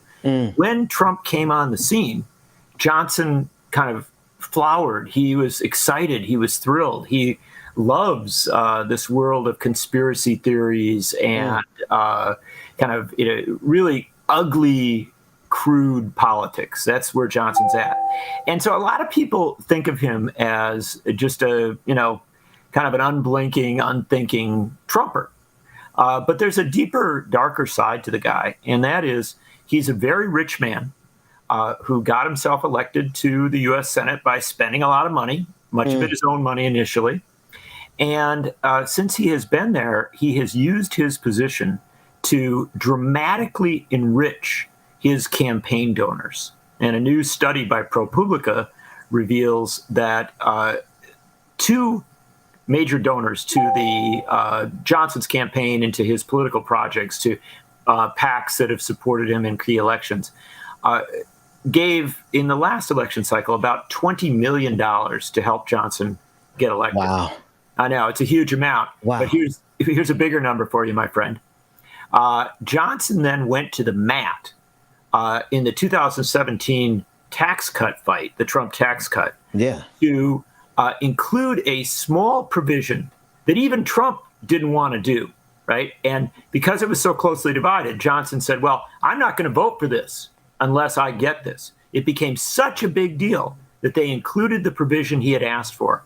It is now revealed through confidential documents that that provision could be worth, it already has been worth to these major donors to Johnson's campaign, over $200 million. And it could ultimately be worth, it is expected that it could be worth $500 million, $500 million. Wow. So a $20 million investment in Ron Johnson gets you $500 million. And for the ruling elite, for the wealthy in this country, that's a good investment, right? And we've seen this model. This is nothing new, but I don't know that I've ever seen it to this extreme. And perhaps you could talk about that from the historical perspective, because he's overachieving in terms of the grift. Yeah, the grift is the right word, my friend. And he is overachieving. Look, we need to understand. And this is when you were introducing, you're talking about these kind of critical junctures, these intersections that we have in our politics. There's a reason why this country operates the way it operates. For a very long time, really since the founding of the country, you have had wealthy people using the government of this country to benefit themselves. Not sometimes directly, i.e. members of Congress who are enriching themselves, but often enriching their class, their donors, their supporters, to make sure that they remain in a position of economic and social and political power. Right. So that's always been there. We shouldn't, be neglectful of that reality. But what we should understand is that in Ron Johnson and people like him, this operates on steroids. And we are now in a moment where the Democrats have narrow control of the Congress. And that we've seen some dialing back of some of the worst things that happen. But one of the things that really needs to be addressed, and Bernie Sanders and others have talked about this, is the 2017 tax cut. Because that legislation has within it not just lower taxes for billionaires. I mean, incredible giveaway of just an immense amount of money to the super rich. It also has these little footnotes, if you will, these little lines of language that you and I wouldn't even have paid much attention to that are making the super rich dramatically richer. They're not paying their taxes, and they're not paying their taxes because language was inserted, in this case at the behest of Ron Johnson, that allowed them to avoid when we think of somebody not paying taxes, you think, oh, well, maybe, $20,000, $30,000, $100,000, maybe $1 million, but $500 million. Wow. This is, I remember the tax fight of 2017 well. I was neck deep in it along with everyone else, trying to stop it from happening. But it was a moment that the Republican Party seized upon their majorities, with no regard for a supermajority, using every tool at their disposal to get their agenda accomplished. And you outline the path for Ron Johnson getting his donors somewhere potentially to the tune of $500 million. Republicans know how to use power to get what they want. What's the problem with the Democratic Party? Oh, it's writ large. I mean, the problem with the Democratic Party is that when Republicans are in power, they seek to lock their power in. Yeah. They seek to suppress votes. They seek to restructure election systems. They seek to weaken unions. They do all sorts of things. And they seek to dramatically enrich the people who support them at election time. So they wire it for themselves. Right. Then when Democrats come in, instead of trying to clean the mess up, and I don't want Democrats to wire things for themselves. I want Democrats to create a fair and equitable and just system of governance, and that's going to offend a lot of corporations and even some Democratic donors at times. But instead of trying to clean the mess up, Democrats come in and too often manage. That's right. They manage what's handed to them. They are a managerial political party. And when you've had corruption and then it's handed off to you and you manage that corruption, you essentially lock it in. Yes. Yes. And in one of your other recent articles dealing with the census and the upcoming gerrymandering and redistricting, this presents the Republican Party, the GOP, with a new opportunity to secure their power. Talk about that other article of yours at The Nation. Sure. And I'm so glad you're focusing on it, because I really think that as much as exposing the corruption and the kind of backdoor dealing of the past, we have to be very conscious of the moment we live in. We're right now at a critical juncture. The much delayed, and frankly, I would argue much warped, census process has now produced data that will be used to draw the district lines for congressional districts, state legislative districts, and right down to the city council and the county commission level. This is really the definitional data that we've got. Now, at the top line, it tells us some really exciting things. America is becoming a more diverse country. America is becoming a country where, frankly, if you drew fair maps, you'd have a lot of possibility for a Congress that looked a lot more like America, right? I mean, the possibilities are more real than ever. And yet, what we have is a clear plan by the Republicans. They're not secret about it at all. Right. A clear plan to use this data not to create maps, not to create lines for congressional districts and legislative districts that reflect this growing diversity, that really give us a representative Congress, but to gerrymander the process in radical ways that will actually increase Republican majorities in states that are diversifying. Now, I'm not one of those people who tells you that diversity necessarily leads to a Democratic majority. That's not always the case. I mean, I understand that we have to recognize all these dynamics.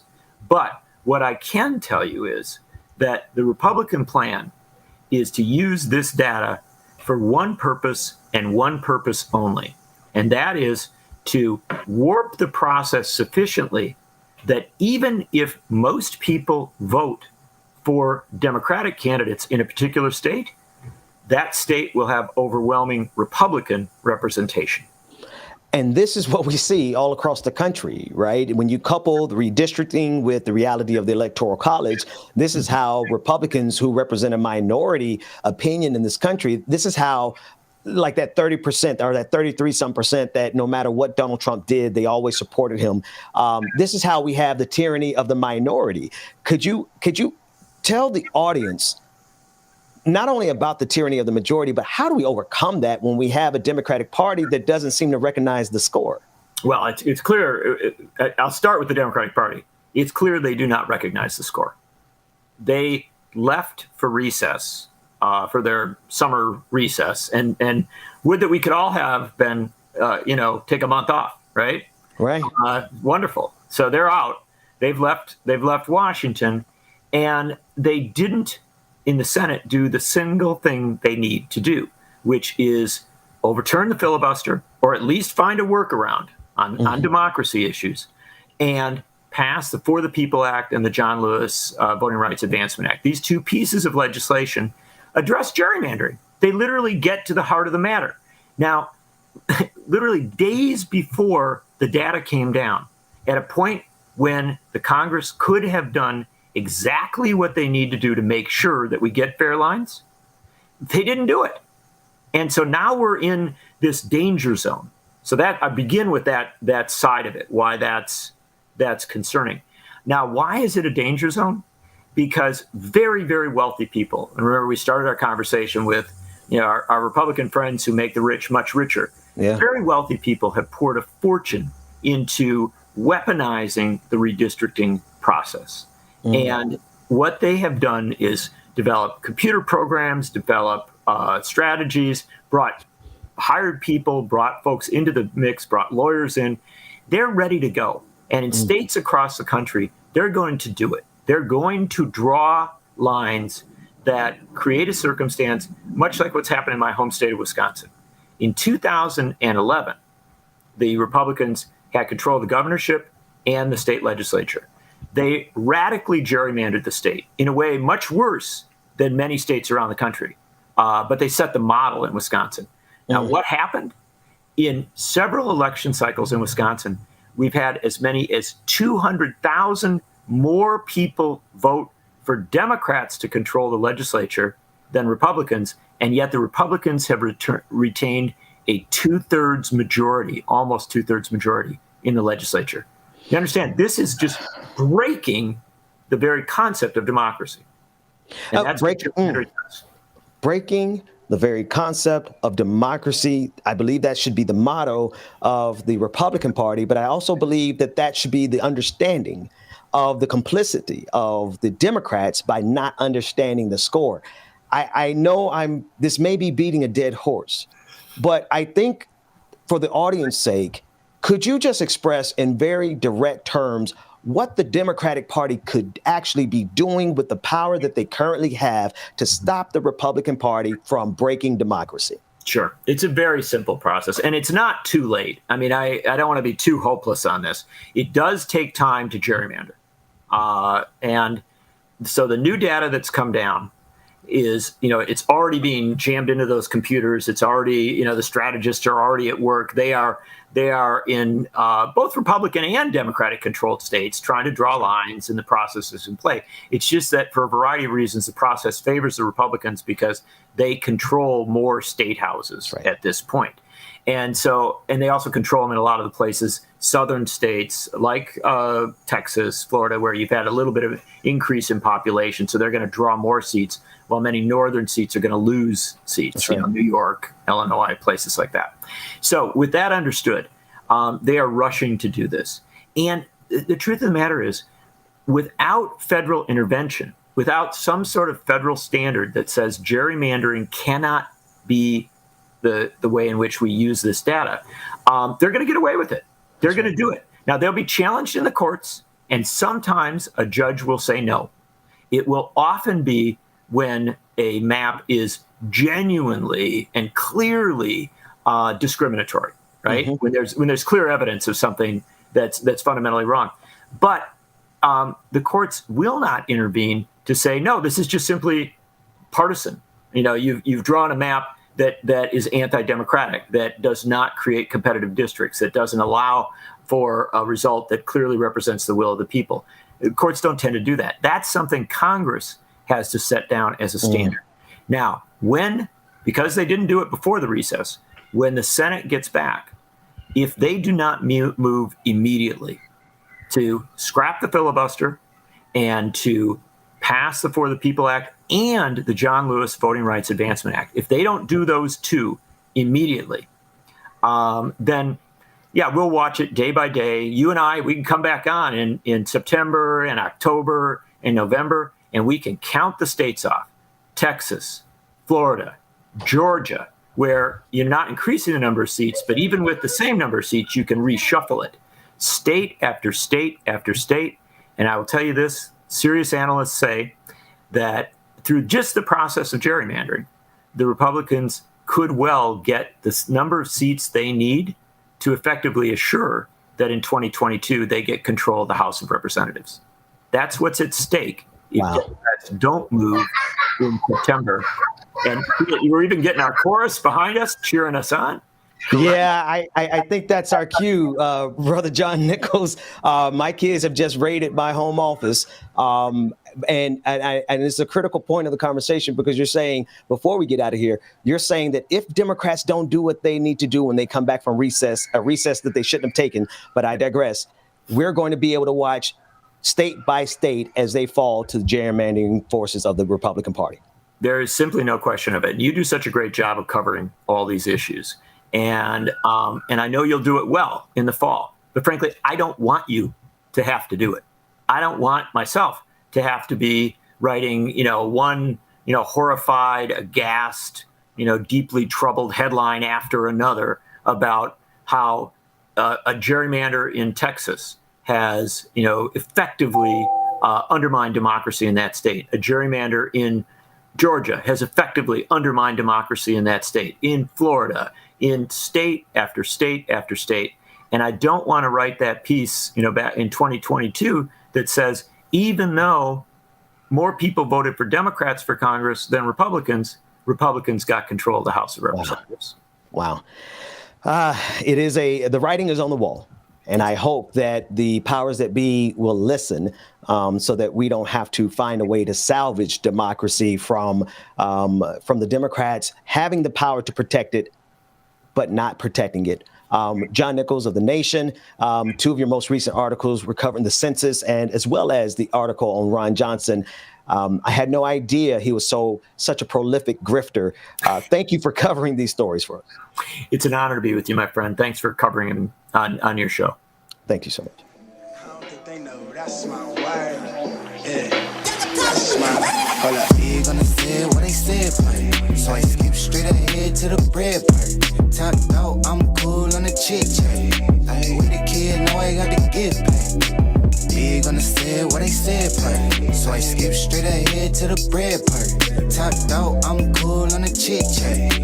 With the kid, know I got the gift pack. Keep it real with you, I've been in the field in position. Look, hey, I've been trill, you can tell by how I feel when you with me.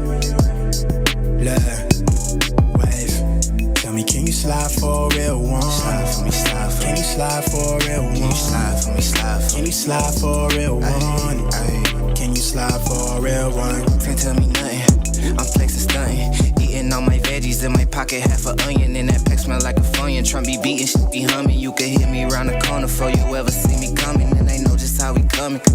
Pants drumming, she gon' bust it open way before I finish thumbing. I can put you on some paper, proper play, and teach you something. Got my stones on Himalaya, no I'm out your sucker ducking. Ain't no need for that discussion, bluffing with the game. About to build a couple million, came with nothing but my name. I'ma twist it, flip it, stick it like a bop it. Tell them stop it, all them haters out of pocket. Let me plug it like a socket, baby. You gonna say what they said, part. So I skip straight ahead to the bread part. Top out, I'm cool.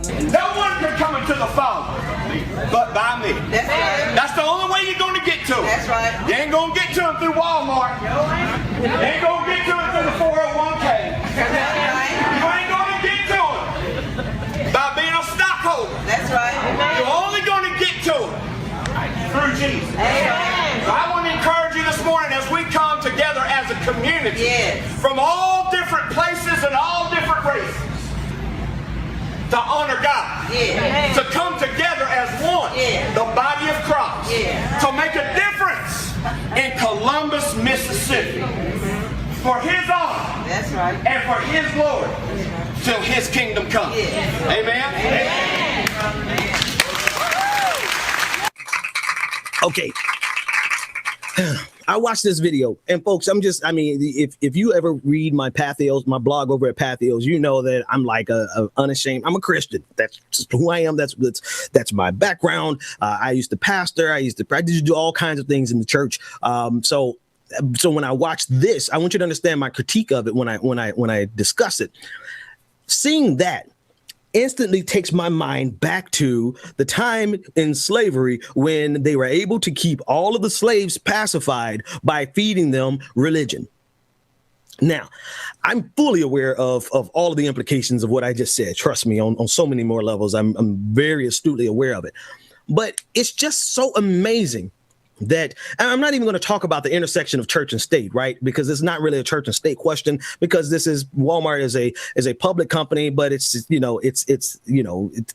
somewhere in their policies and procedures, this has to be okay or else the guy would get fired, right? So I'm not talking about the intersection of church and state here. I'm talking about all of those poor people sitting around this white guy. He could have been a black guy for all that matter. It's the same critique, right? But it just harkens back to slavery. But anyway, all of these poor people who are getting their Monday morning motivation sermon to, not focus on what you can get from Walmart. Don't focus on what you can get from your stocks and bonds, focus only on Jesus on aisle 3, and I'm like, the reality of it is I know how much Walmart pays their people, their clerks, the people who stock the aisles, they pay them just enough for them to not be able to survive. And what they do is they teach them to, okay, this is how much you make, and this is where you can go get welfare. This is where you can go get food stamps. This is where you can go get this type of subsidy, and this is housing assistance. So Walmart pays these people effectively sharecropping wages. Just enough wage to say that you're working, but you're turning around. They probably spend all of their check in Walmart. And come Christmas time, they spend all their money in Walmart and birthday time, right? So here essentially are a bunch of sharecroppers who work their butts off.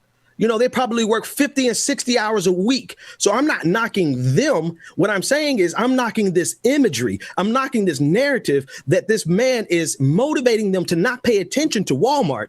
Don't pay attention to the stocks that you probably don't have enough. You don't have a significant share in, if you have any share in. Don't pay attention to all that. Just say, praise the Lord, and let's get our day going. And it does a hell of a job, man. I'm telling you, there's nothing more motivating than when you hear somebody say, praise the Lord and hallelujah and all that stuff. But if you allow that to be a distraction from the reality of your situations around you, then you are doing a disservice not only to you, but you're doing a disservice to your faith, right? You're doing a disservice to everyone. You are perpetuating. You're helping to maintain the system of oppression. Those people in that aisle that I know probably don't make more than $10 an hour, if that, right? They should be getting motivated around demanding a higher wage from Walmart. But I guarantee you that they're not going to see. You can organize. You can have a meeting before work as long as it's about religion. So you can get together and say hallelujah, but you can't get together and say, can I get $15 an hour? That is the framework. $8.50 an hour after 5 years in Columbus. My producer just sent to me $8.50 an hour after 5 years of working in Columbus, Mississippi. And this is how they get away with it, by getting everyone in a circle and saying, come on, hallelujah. Jesus this and Jesus that. I love Jesus probably more than any of them. But when you use religion to manipulate people and to make people apathetic and to make them drunk with the opium of the masses, if I can steal that from whoever said it, right? Then you are keeping them from getting and moving into action. They can't unionize, but they can have church service before work. And this is why it's so tough for. That's why so many people have problems with religion. I understand why people have problems with religion when it's allowed to manipulate like this, and it's allowed to distract like this. It's allowed to distract them from the reality that in Columbus, Mississippi, you make $8.50 an hour after 5 years of work with Walmart. So no, you can't unionize with Walmart. One Walmart unionized, they closed it and shut it down, and they got a penalty from the federal government. But what's a penalty? What's a $10 million penalty? What's a $50 million penalty when you're bringing in billions of dollars every quarter, right? So yeah, you can get together and have church service, but you can't get together and unionize. And that's how they distract people. People are going to go back to work and say, oh, I love Jimmy. But let's just imagine this guy's name is Jimmy. I love Jimmy because he really brings the word, and we have such a good time at Walmart. I mean, girl, we had church service at Walmart, but you can't get enough money to live on at Walmart. 1,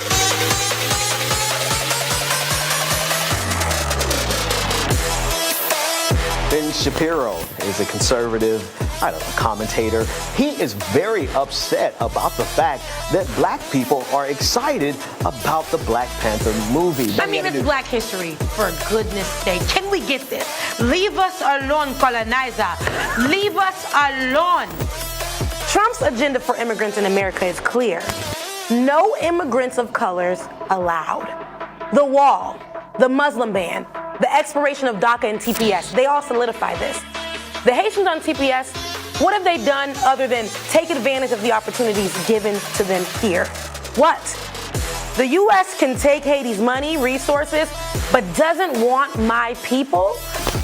But more importantly, to blame this horrific tragedy on the lack of respect for Trump is beyond the pale. It shows the extent to which Robertson and people like him are willing to use religion to manipulate their following in exchange for political power with the Republican Party. Imagine going to work and sending your 7-year-old daughter off to school as usual in her ponytails or her braids, only to go pick her up and find that her hair has been shaved. But still, it's wrong whether it happened to any child of any race. I know that I would be going to jail if this were me. So I'm sorry, Hannity. Your big breaking news is nothing more than the quintessential example of propagandistic deflection to protect your beloved Donald Trump from the staggering stupidity that is Donald Trump Jr. But you can't tell Hannity that. He thought he was taking us to school. Get out your pad and your pen. You may actually learn a thing or two. Oh, no, Hannity. You're the only one who needs to take notes. Absolutely has nothing to say here that's valuable. So he crafts this straw man. Nobody has ever argued anything that he said here. We are not playing this week. We're not playing this month. Okay, actually, you know what? I'm not playing this year, okay? I'm not playing this year. I want to bring to the screen our first guest who absolutely has nothing to say about Kirk Franklin, but has a lot to say about what's going on with labor movements across the country. His name is Mike Elk.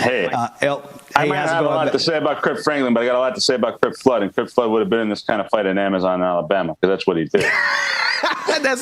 Hey, man, listen, Mike. Hey, thanks so much for joining. Hey, you want to talk about Kirk Flood? We can talk about Kirk Flood for a couple of hours. I mean, be careful what you wish for here, you know? Hey, man, I'm trying to introduce you. Mike Elk is a labor journalist and founder of Payday Report, which covers labor in news deserts. Deserts. Before founding Payday Report, Mike spent years covering union organizing in the South for The Guardian. Mike, first and foremost, hey, thanks so much for joining me. How are you this morning, man? I'm pretty good. How are you doing? Hey, man, we're doing great. Listen, I want to talk to you specifically about. We're going to start in Alabama, Bessemer, Alabama. You've been covering that in great detail. Can you give us an update of where that process is and some of the political implications around it? Well, it's a major moment. I mean, it's like a Selma type moment, in my opinion. I certainly think Terry Sewell sees it that way. And what's been happening there is they've been trying to organize a union there for about a year. The plant opened, not a plant, it's a warehouse. I keep calling it a plant, but it's a warehouse. It opened about a year ago. It's a majority black female workforce. And it's about 85% black, the entire plant. And they're going to have a union vote there. And what's happened is that Amazon has fought back in all these wild ways that you see union busters do all the time.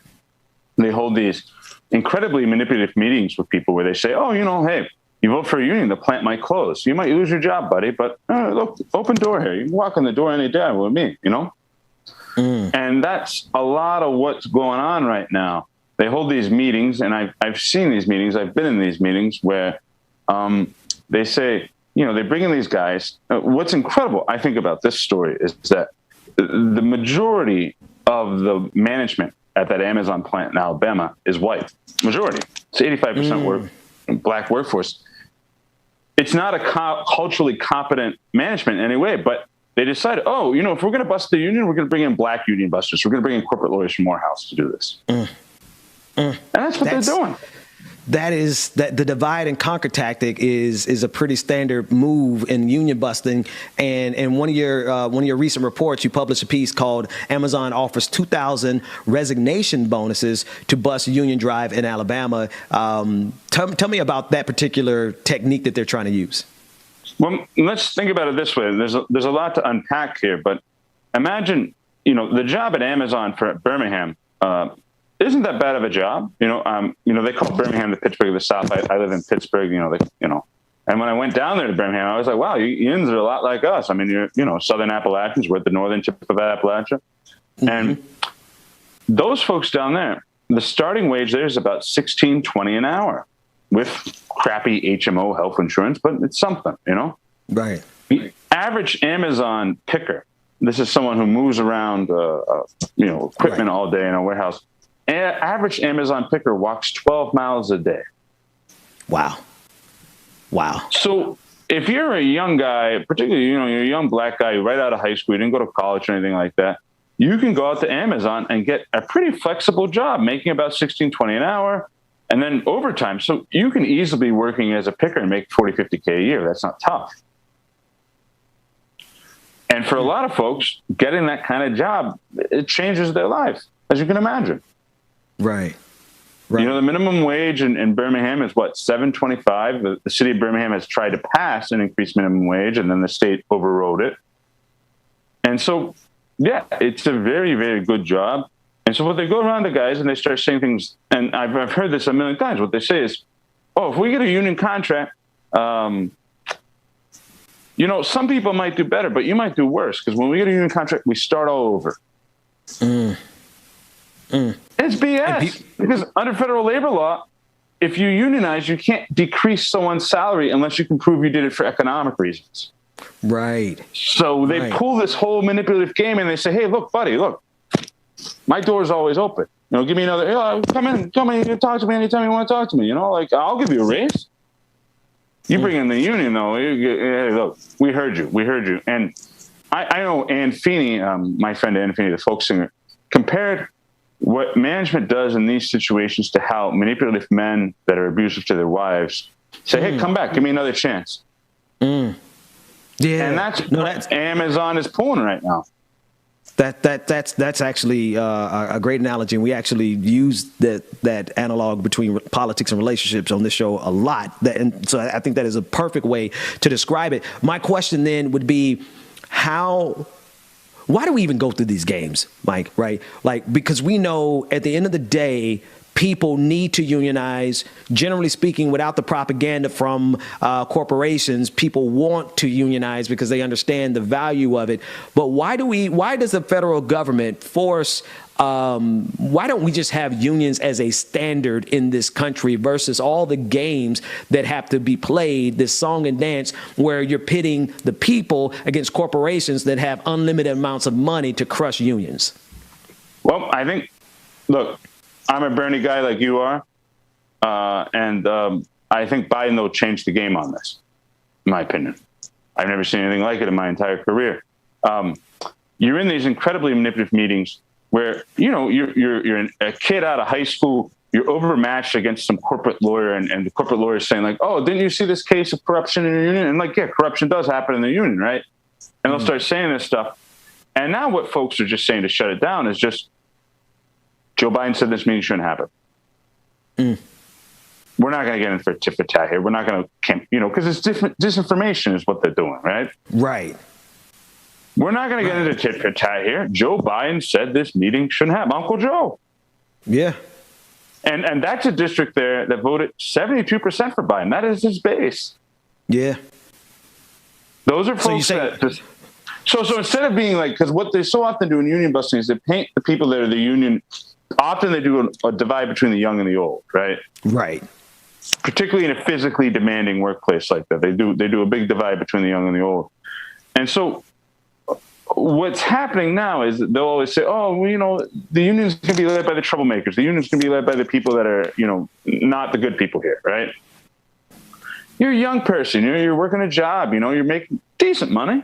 Not bad. You don't want to screw that up, and you don't know what to believe. And now And I think the really, really big thing that's the game changer here is that BLM, in terms of national BLM groups, have invested an incredible amount of money in organizing this place. There's a guy there. He's one of the founders of BLM in Birmingham, a guy named Eric Hall. We've been on the phone a lot. He's the chair of Our Revolution there. And they're running radio ads. And so they're able to come in the door and say, hey, because look, for somebody that doesn't know anything about unions, this could all be terribly confusing, don't you think? Yeah. They're able to come in the door and say, this is a racial justice struggle, what we're doing here. And Terry Sewell, she's a corporate Dem. She's a corporate Dem congresswoman there. I was talking to somebody on the phone the other day, and they said, Mike, didn't you really pick up on why Cori Bush and Jamal Bellman went down there with Terry Sewell? Which is that Terry Sewell's worried about getting primaried from the left. She's worried about it. And so she's from Selma, and they're taking this on. I think the administration is taking this on as a Selma moment. They might lose narrowly, but it will make the case for the PRO Act. Right. And Joe Biden, we can say a lot of criticisms of Joe Biden. We've had so many Southern Democrats as president. Joe Biden was the first president we've had ever, because, FDR helped create unions. He was, JFK was from the Northeast, but he was a rich kid. But, Biden was the first guy. He grew up in a steelworker coal mining town in Scranton. He grew up around unions all his life. And, when I deal with the Biden people, they're not best on everything, but they understand unions, if that makes much sense. No, that does. And it's not like you got to walk in the door with them and be like, this is what a union is. And that's a huge. I mean, even the statement that he put out in favor of union organizing. I mean, that was a big help. And I think it's important for us to engage in good faith with the Biden administration and give them their props when they do something that is good. But I want to ask you about one other thing before we get out of here. There is a language shift that's happening on the right, and they are starting to position themselves as if they are the party for and the ideology for working people. And specifically, I want to bring up Marco Rubio. There was a clip over the weekend of Marco Rubio making it seem as though he was coming down on the side of the organizers, the union organizers in Bessemer, Alabama. But he positioned it really in a strange way. I don't know if you saw the clip where I saw it. He attacked Amazon for their wokeness and their corporatized identity politics, right? It's a very unique position, but I think it's very strategic because at the same time, over the weekend, I saw someone from the left, and I won't mention their names because they're a small account, but for the first time, I saw someone from the quote unquote left attacking the PRO Act as a tool that is anti-worker because people unionizing, this is the argument, people who unionize actually get benefits that separate them from the working class. Now, this is convoluted on all sorts of levels, but when I did the math, man, there is on the right a concerted effort to try to relabel themselves as the working class party, right? And then on the left, you have a small faction that is trying to separate us from things that we know are good, which are unions. No matter how problematic some of them may have been, we know that we need unions. I just kind of wonder what you thought about that clip from Marco Rubio and all of these, all the games that are being played to try to mess up the alignment. Well, I'll say this. It was a brilliant political move by Marco Rubio. He wants to run for president in 2024, which is what he's talking about. There's so many layers to that. I was talking to a friend of mine, not quite a friend, but a union buster who lives in Florida. And here's the thing. 45% of union members are Republicans, right? So you have generations of folks who benefit from union contracts, particularly in Florida. You have construction union retirees from Jersey that moved down there, right?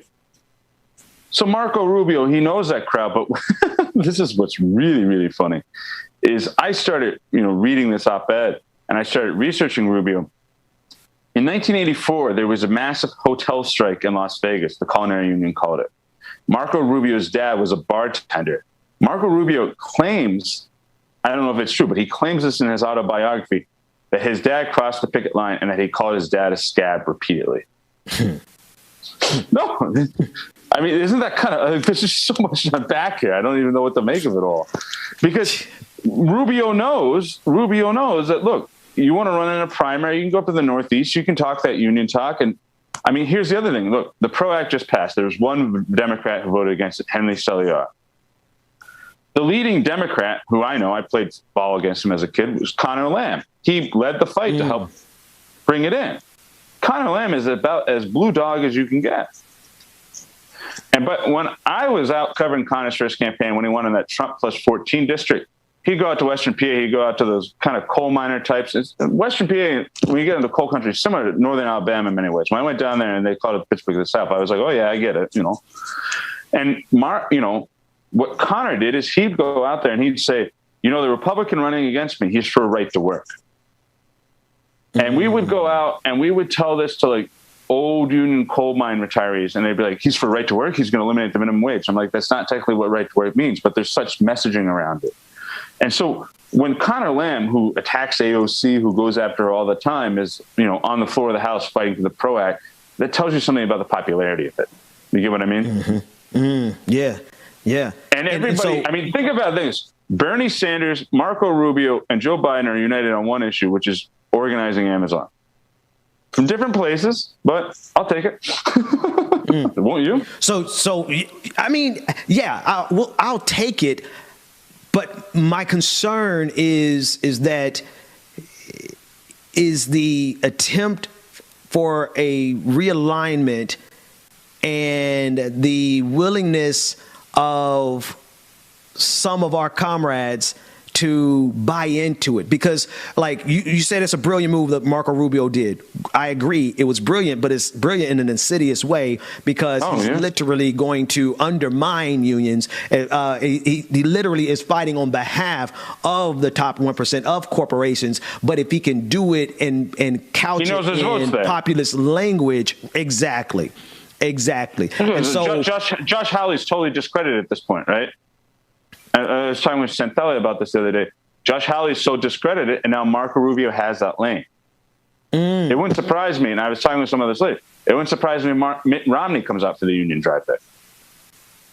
There's a whole lane. Like, think about Marco Rubio, right? He's from Florida. He can go get those Florida votes in the primary, but he's got to go up to the Northeast. He's got to go around to the Connor Lamb voters. He knows how to talk to them, because I know the Connor Lamb voters, and they're kind of conservative Democrats who I don't agree with them, but they really like unions a lot. And so Marco Rubio knows that he knows this personally, because in the story in the LA Times I read, he talks about making protest signs during the strike in '84 and calling his dad a scab. And I'm like, when I read that, I was like, this is just wow. Marco Rubio claims in his autobiography he called his dad a scab once. I mean, there's just, he gets it on a deep personal level. It's cynical, but it's brilliant, if he wants to try to win that primary.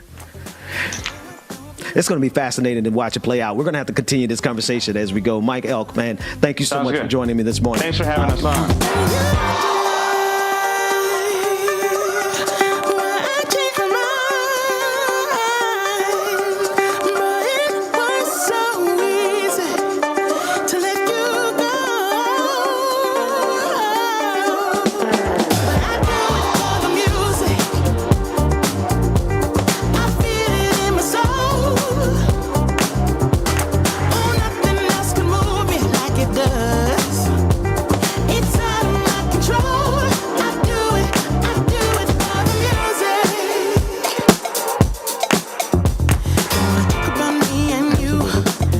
I want to play this clip real quick from the 700 Club's Pat Robertson.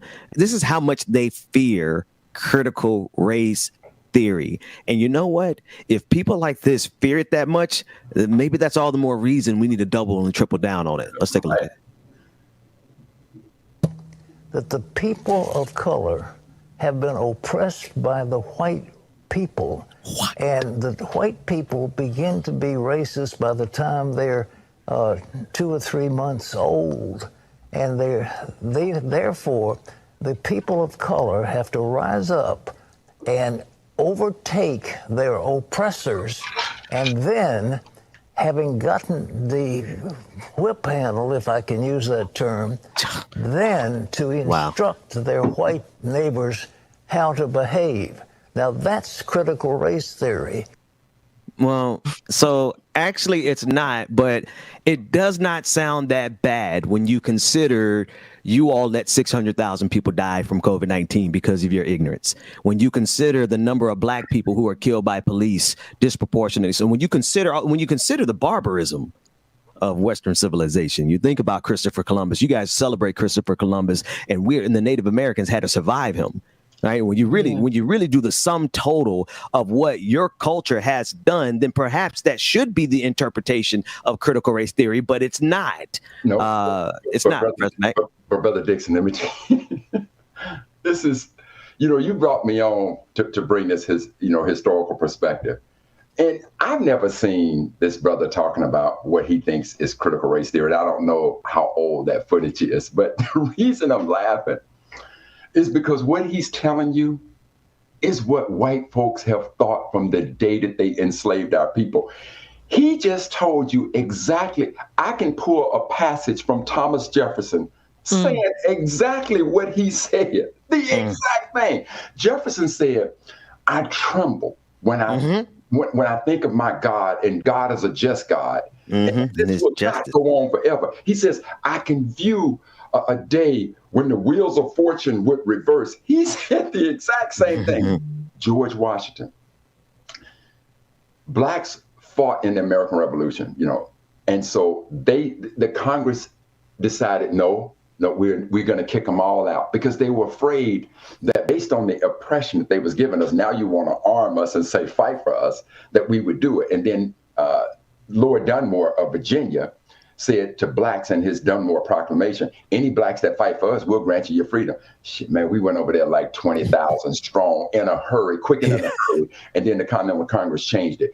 Even Abraham Lincoln and this Congress, remember now, when the Civil War started, they forbade blacks to take up arms and to fight for our own freedom. It was pressure from Thomas, Frederick Douglass, Charles Sumter, Thaddeus Stevens, and those radical Republicans that just kept putting pressure on Lincoln, that even in the Emancipation Proclamation, that's when he opened it up for us to fight.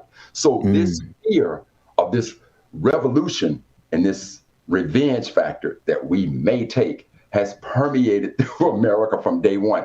And I'm telling you now that those who are against the critical race theory, they have that same level of fear. It's just yeah.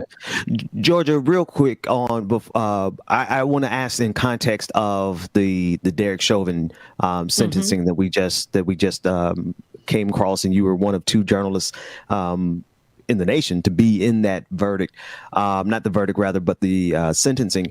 I'm curious in terms of the erasure and the whitewashing of history, because that defense attorney would really like to paint the picture of what happened to George Floyd.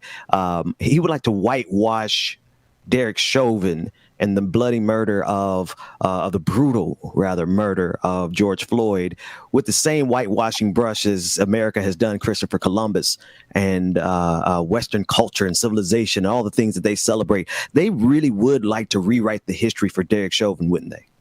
Oh, yeah. You saw that day in and day out of the trial.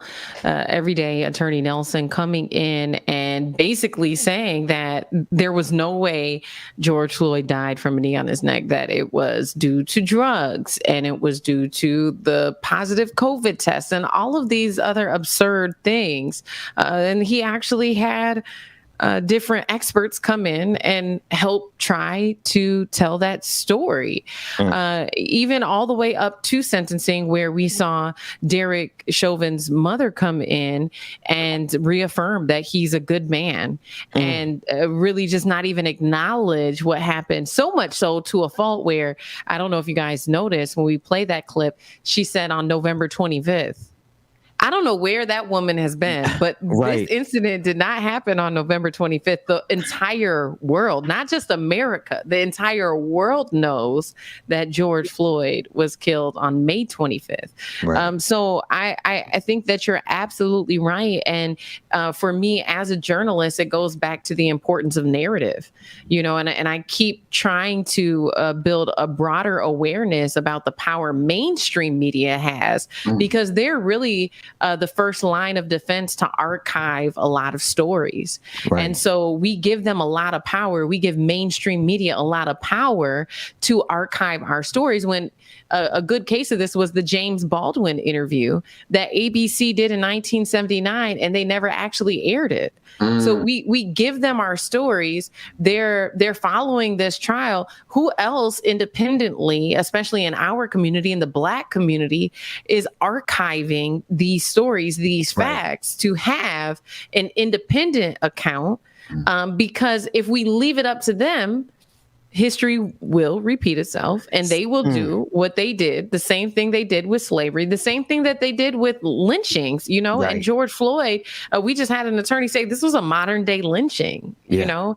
And for a lot of the lynchings, they try to cover it up, they try to justify it, they make it more palatable, all of those things. So I think that you're right. And you know, in covering this case, there was a piece of information that I actually wanted to run by Dr. Mack.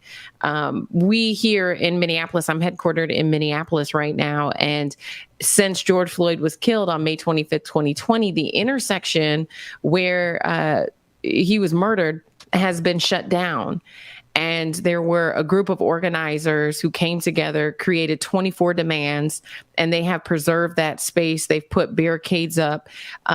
Recently, June 3rd, I think, was the day the city came in, removed the barricades. The barricades were put back up. June 15th, they came back in. So there's been this tug of war more recently, but we're looking at now over 390 days that there has been this ongoing protest in that space. And so it brought me to this question of what is the longest protest in American history? And I don't know if you know that off top, but the one a lot of people pointed to was the bus boycott, which I think was 381 days. And the question now being, is the protest at George Floyd Square, the intersection where he is killed, the longest protest in American history? Well, you know, again, based on how we define protest today, in this kind of knee-jerk reaction to an event, one could look at the Montgomery bus boycott, as you stated, for 381 days. One could look at this. Well, I would tell you what America doesn't want to recognize. And so if I think about it in a critical way, I would say this: the day that they started enslaving Black folks, that protest from that day. And even when you look in the vice president of the Confederacy was a man named Alexander Stephens. He wrote this speech called the Cornerstone Speech. And he starts off by saying the agitating questions relating to our peculiar institution, the agitating questions. I promise you, this agitation about us being free started from the day we were enslaved in this country. So if you look at, and again, most people want to think we sat on the sideline and didn't do anything. Like, for instance, you know, Joe Brown, the former judge. I mean, the dude's an idiot. And I'm calling him an idiot because I'm not going to spare him. You know, he literally said Juneteenth is Black folks taking an L. I took his gavel and told him he's turned this into a kangaroo court, and I took his black card. So, because again, he's obviously not aware or want to recognize our history. So this protest has been going for a while. But to your point, I do recognize, you know, the question that you're putting in. And, you know, outside of the Montgomery bus boycott and that length of time, I would say this. But what is clear is that the George Floyd protest is by far the largest protest in the history of this country. This protest involved well over 25 million people. Wow. There is not a protest that I know of in this nation that even came close to that. I literally thought Rodney King was, at the time, I thought Rodney King was the largest protest, if you will. And even before that, you go to the 1963 March on Washington. When we marched on Washington, there was somewhere between 200, if you put a large spectrum to it, 250, 300,000 people that came to that protest.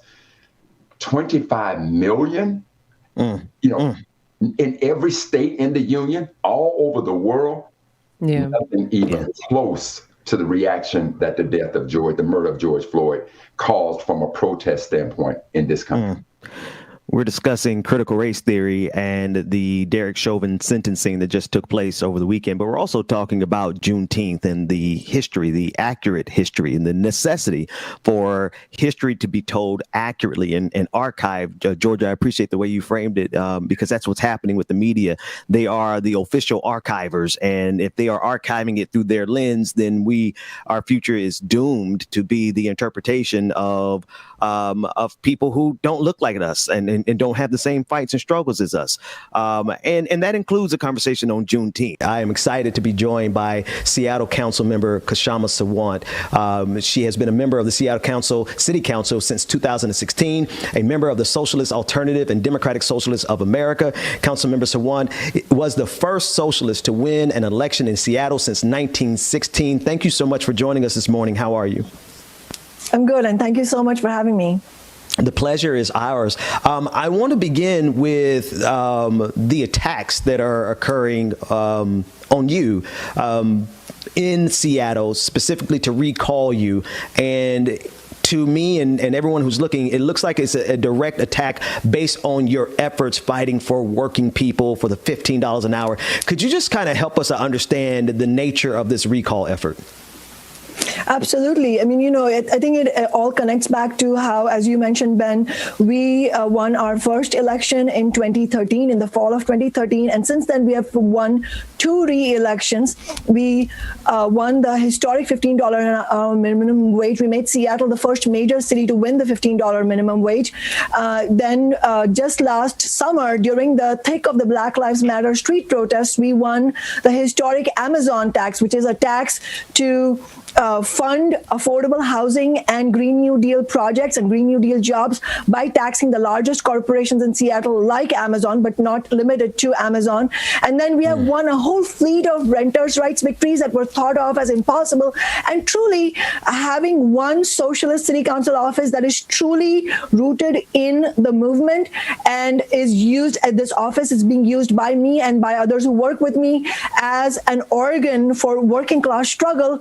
It has won victories, not only that were thought of as impossible, but it has completely transformed Seattle's political landscape. We have forced the Democratic Party establishment that controls the city to reckon with working class politics. So it's no surprise that in the 7.5 years that we've been on the city council, they have thrown every possible attack against us. There's been lawsuit after lawsuit and numerous so-called ethics complaints, and I've lost count of those complaints and lawsuits. There were even some ethics complaints against us because we used the City Hall printer and copier to print leaflets and posters to build our movement, which we do proudly. We don't apologize for it. But the point is that they have tried all kinds of attacks. The Amazon spent more than $1 million to try and defeat our re-election in 2019. None of that worked. So now they have this recall campaign against us. The recall campaign has 4 charges. All of them are completely false charges. They claim that we broke the law, that I broke the law, but we didn't break the law.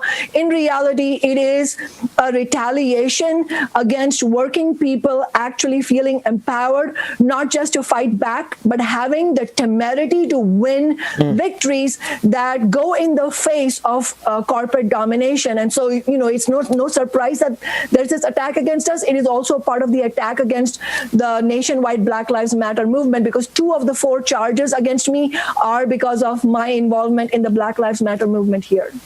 And it's just so much there for us to unpack. But what stood out to me is the fact that Amazon itself literally spent $1 million to try to defeat you. And when that didn't work, now you're fighting against all of these headwinds from people who are, for lack of a better phrase, nitpicking every little thing that you do in order to justify getting rid of you. And it's not, in most cases, when we do these analysis, especially in like mainstream media or even sometimes in independent media, we talk about this being an assault from conservatives. But as I'm listening to you, this is not, you're not just getting attacked from the right, you're getting attacked from people who like to claim to be the party of working people. You're getting attacked by some Democrats. Could you unpack that a little for me? That's a very important point, Ben, and a lot of what's happening here also connects to what's happening in Washington, D.C., and why the $15 an hour minimum wage didn't really see the light of day and hasn't seen the light of day so far, and what would it take to see to actually come to fruition. I mean, if you look at the recall campaign donors, I mean, many of them are right-wing people, but if you look at the billionaires who are donating to this campaign, many of them have donated both to Donald Trump and Joe Biden. And Seattle as a city is controlled, as I said, by the Democratic Party establishment. For as long as I have known, the mayor has been a Democrat and all of the council members are Democrats, except when I got first got elected, then we had one socialist, one working class representative in City Hall. And so not only do we see the Democratic establishment really behind this recall campaign as well, but when we ran for re-election in 2019, for example, in the primary election, two of the Latina progressive Democrats on the city council ran a candidate against me, saying that they agreed with the policies that I was pushing for. They just did not like me, and they don't think that I have good relationships. This is the kind of rhetoric that we see whenever working people will start fighting back, and so we have to refuse to accept that. And we have to hold politicians accountable. And of course, there are clear differences between the Republican Party and especially the reactionary elements like Trump. And it was an important repudiation of Trump's reactionary agenda that the majority of working people voted him out. But at the same time, we can see, for example, when there were millions of people demanding $15 an hour, it was the Democrats in the White House, the Democrats in Congress that were an obstacle to it. And so I think if you look at how we won $15 an hour in Seattle, for example, we won $15 an hour precisely because we didn't use that kind of relationship insider deal strategy. We turned outwards. We used my office to build the 15 Now movement, which then went nationwide actually and won $15 victories in other cities like Minneapolis as well. But what we did was we used our office to build a fighting strategy, empowering ordinary people and workers. And I'll just mention what 15 Now in my office with our socialist fighting strategy, what we overcame was not only the opposition of big business and the overtly corporate Democrats, we also overcame the cautious instincts of the well-meaning progressive Democrats and the well-meaning labor leaders who don't want to go into conflict with big business. I think that's so critical, like the timidness and the reluctance of people who actually agree with us on policy not being willing to fight head on in these fights. But if they take a look at what's happening to you, I guess that's why they're afraid, because they know that as soon as they challenge this corporate structure that has us stranglehold across the country, that all of those forces come down to bear. I want to ask you about the fight for labor across the country too, and I want to kind of juxtapose it to the lie that 15 an hour was going to hurt Seattle, and I know that now we have enough evidence to suggest otherwise, but then also with the fight across the country, the standard talking point is that if we raise the minimum wage to 15 an hour, then the price of our hamburger is going to go up and it's going to cause inflation across the country. Could you talk about the actual data that has come out of Seattle since you all won 15 an hour? Well, absolutely. the data shows without any doubt that $15 an hour has not had any detrimental impact on the on the Seattle economy. What has happened now, of course, is the COVID pandemic and the recession that is rooted in the crisis of the capitalist system itself. So it's not like $15 an hour has caused any damage. And to go to your earlier discussion, taxes on the rich has never destroyed the economy. What is destroying people's lives, the lives of the majority under capitalism, is capitalism itself, because capitalism as a system, is not geared. I mean, it's not meant. The goal of capitalism is not to improve living standards for everybody, to employ the technology and the creativity to make sure everybody has what they need. The goal of capitalism is to maximize profits for the wealthy by exploiting workers. And that means they also use racism and sexism, those kinds of specific oppressions, also to make sure that they keep the working class, in a state of repression as a whole. And so $15 an hour and the Amazon tax, they represent reforms under capitalism that are wrested out of the hands of big business and the Democratic and Republican establishments, despite their unwillingness to concede. And what we see from the data, not only now after $15 an hour has taken effect in Seattle, but even before that, it was clear, very clear, that what the economic evidence showed was that there was not going to have any detrimental impact. There was not going to be any business that was going to close, and there was not going to be any economic apocalypse, which, everything was claimed.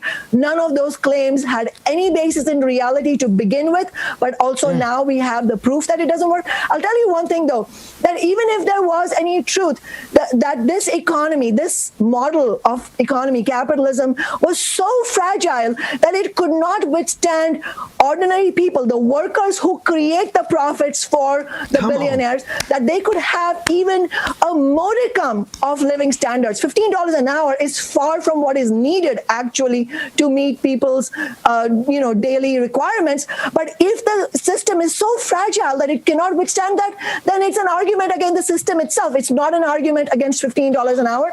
And that's why I'm a socialist, because I don't believe that, as hard as it will be to win reforms, even like $15 an hour, let alone Medicare for all, that's not going to be enough. We need a real overhaul of the society itself, because it's not working for most of us.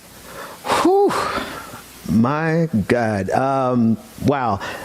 Thank you so much for everything that you're saying. I have more questions, but I'm just absorbing everything that you're saying, and the passion with which you speak and the conviction with which you speak is so refreshing to hear, especially from somebody who's been in power and because of what you fight for, you have become a target.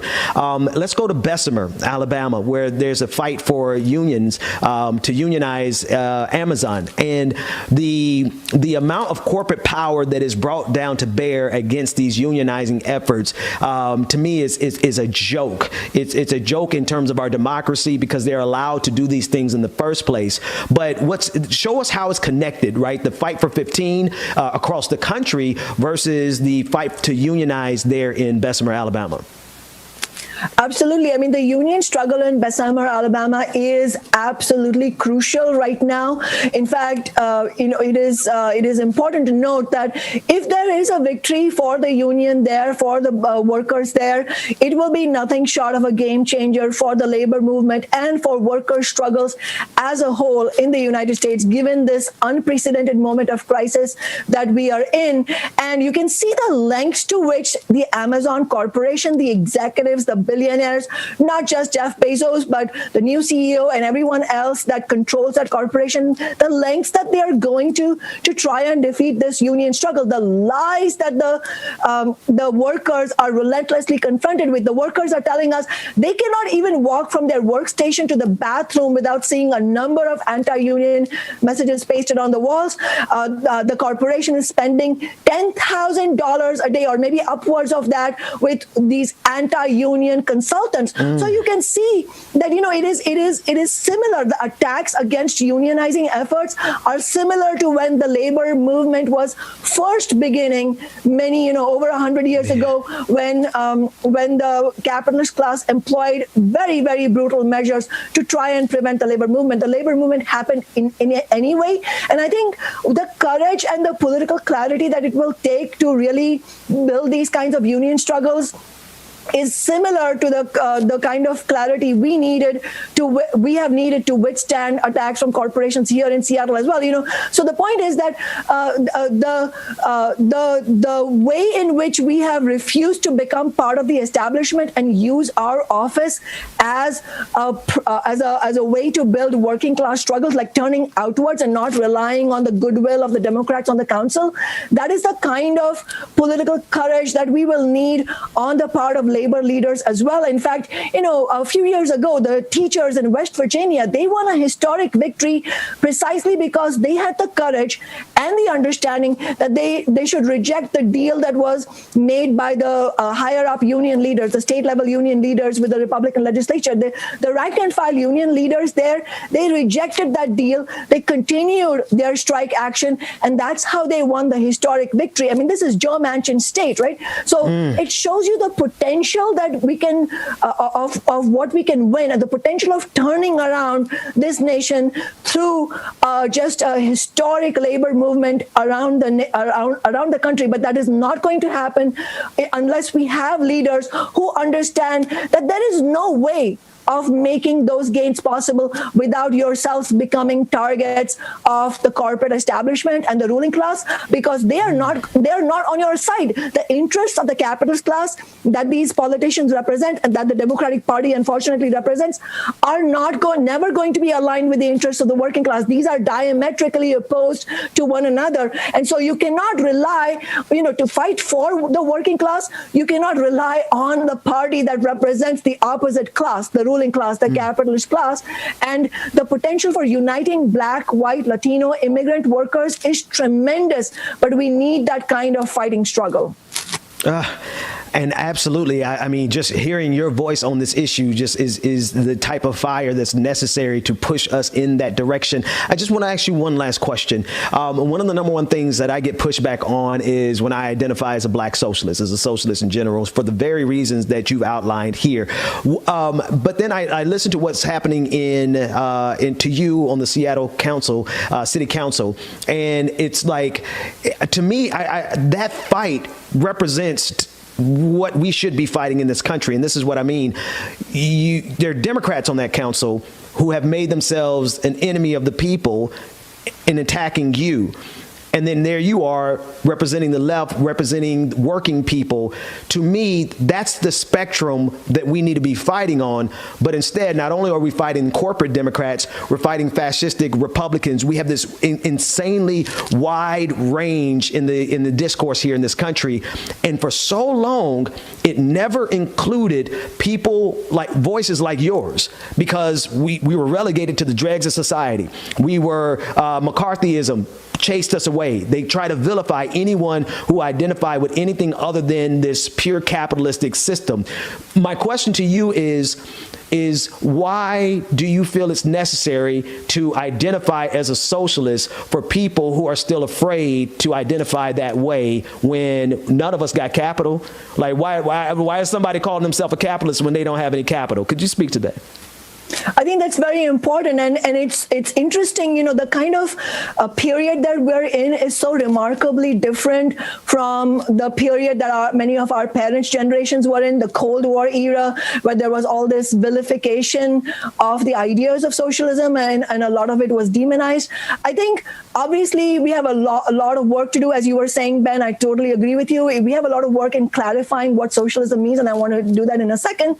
But I think it's also important to recognize recognize that the younger generations, millions of young people actually haven't grown up under the shadow of the Cold War. What they are, I mean, they may not understand what socialism is. Some of them may even have some ideas of hostility towards it. But predominantly what I see around us in the nation is a lot of curiosity about socialism, increased support for socialist ideas. But what's the bottom line here? The bottom line is that tens of millions of Americans are crystal clear what we have right now, that's not working for us, So we want a different kind of society. And so, in fact, the Black Lives Matter street protest, which ended up becoming the largest street protest movement ever in U.S. history, with 26 million people out on the streets in a multiracial working class solidarity against racism and police violence. I mean, that was not only an expression against oppression, it captured the overall anger that people are feeling about the way the system works. In the middle of the pandemic, you are seeing American billionaires becoming over $1 trillion richer. And not one single police officer who has murdered a black or brown person has faced justice. So, that people are understanding that this lopsided system does not work for us. We need something different. And it's no coincidence that my organization, Socialist Alternative, and especially Democratic Socialists of America, we have grown in leaps and bounds because so many people are searching for answers. And what I mean by socialism, of course, is a society that is able to harness the tremendous productivity, technological achievements, natural resources, and wealth of our society to guarantee a high standard of living for all living beings, all human beings, in an environmentally sustainable way. That's what socialism means. But it's just an abstract idea unless we actually fight for it.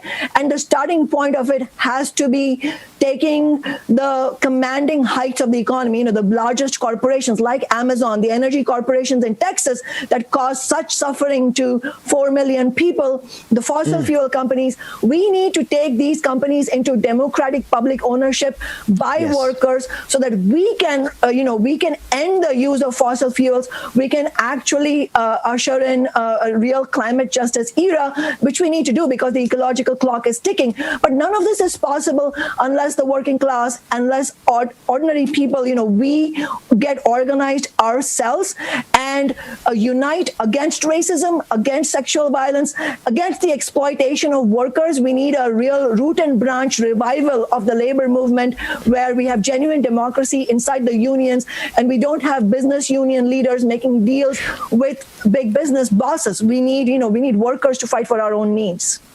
Whew. Seattle Council Member Kshama Sawant, thank you so much for your fight and everything that you're doing. How can people support you during this recall effort to remove you? Where should they go? Thank you so much for asking that, because the left nationally and everybody who considers themselves progressive, who wants to defeat the conservative forces, who wants to defeat the billionaire class, has a stake in this fight and has a stake in defeating this recall. So please go to kshamasolidarity.org, which is Kshama, my first name, KSHAMA, solidarity, all one word, .org. It doesn't matter where you live in the United States. We need your help, first of all, starting with working class donations, because obviously our campaign is not funded by billionaires. The campaign against us is funded by the billionaire class. Yes. So we depend on working class donations. We depend on working class solidarity. And we know that this is what's at stake. If we are able to defeat this recall, then it will send a tremendous surge of confidence for working people everywhere that we can defeat Amazon, we can defeat the establishment. But if we don't defeat them, if the recall wins against us, then I have no doubt that they will use that as a template to go after other socialists, other labor activists, even media people who are actually on the left. So we have to remember that we are in this together, because those attacks are not against an individual. Those attacks are against the movement and the mood of revolt that is developing in this nation. Seattle Council Member Kshama Sawant, thank you so much for joining us today. Thank you so much for having me. I want to introduce someone to you. Her name is Georgia Fort. She is a 2-time Emmy-nominated journalist. She has been published on CNN, ABC, NBC, Fox, CBS affiliates. Her mission as a storyteller is to change the narrative by amplifying truth, citing diverse sources, and contextualizing social justice issues. Georgia Fort, part of her story, this is just a part of it, lost her job in journalism after 10 years because she got pregnant, and her job was able to legally fire her for becoming pregnant. Georgia, first and foremost, thank you so much for joining us. Yeah, thank you for allowing me the opportunity to be here. Absolutely, our pleasure. As I was saying in the green room, I came to know your work because of the advertising that I saw you on Facebook and on Instagram. And I was like, okay, because, I recognize the individual effort, the independent media work that you're doing, and that you believe in your work enough to actually put yourself out there, to put your name out there, to put your brand out there, to put your reputation out there. Tell us about where you are in terms of your work and your activism, your journalism, and everything that you're working on now.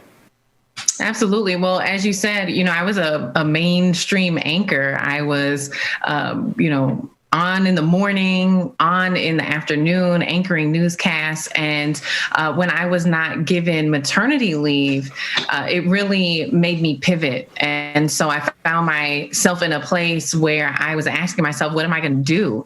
And so, I did kind of reach out in my hometown and try to get hired. But as people know, in Minnesota, people saw, the world saw with George Floyd, there's a lot of systematic racism here. And so for one reason or another, I was not hired in this market, but that did not deter me from telling our stories. I just eventually came to this epiphany that I don't need to be affiliated with a network to get out here and amplify voices in our community. And so I just unapologetically started doing what it is that I do best. And, the community has received that. Even individuals outside of this market have received that. And I think, because we are in a climate where so many people are criticizing fake news, criticizing media for being biased or leaning left or leaning right, there is this huge desire for independent voices.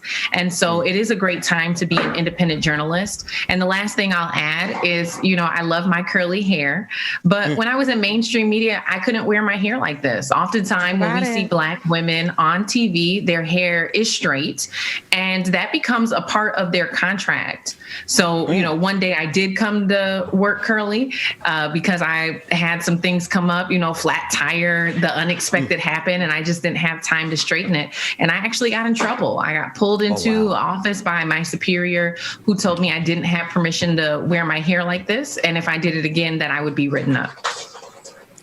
It's very interesting that you talk about that because, Georgia, I have the same exact story. It's funny because when I first got out of, graduating from the #1 HBCU in the nation, FAMU, but when I first got out of school, I literally was told I used to wear my hair straight.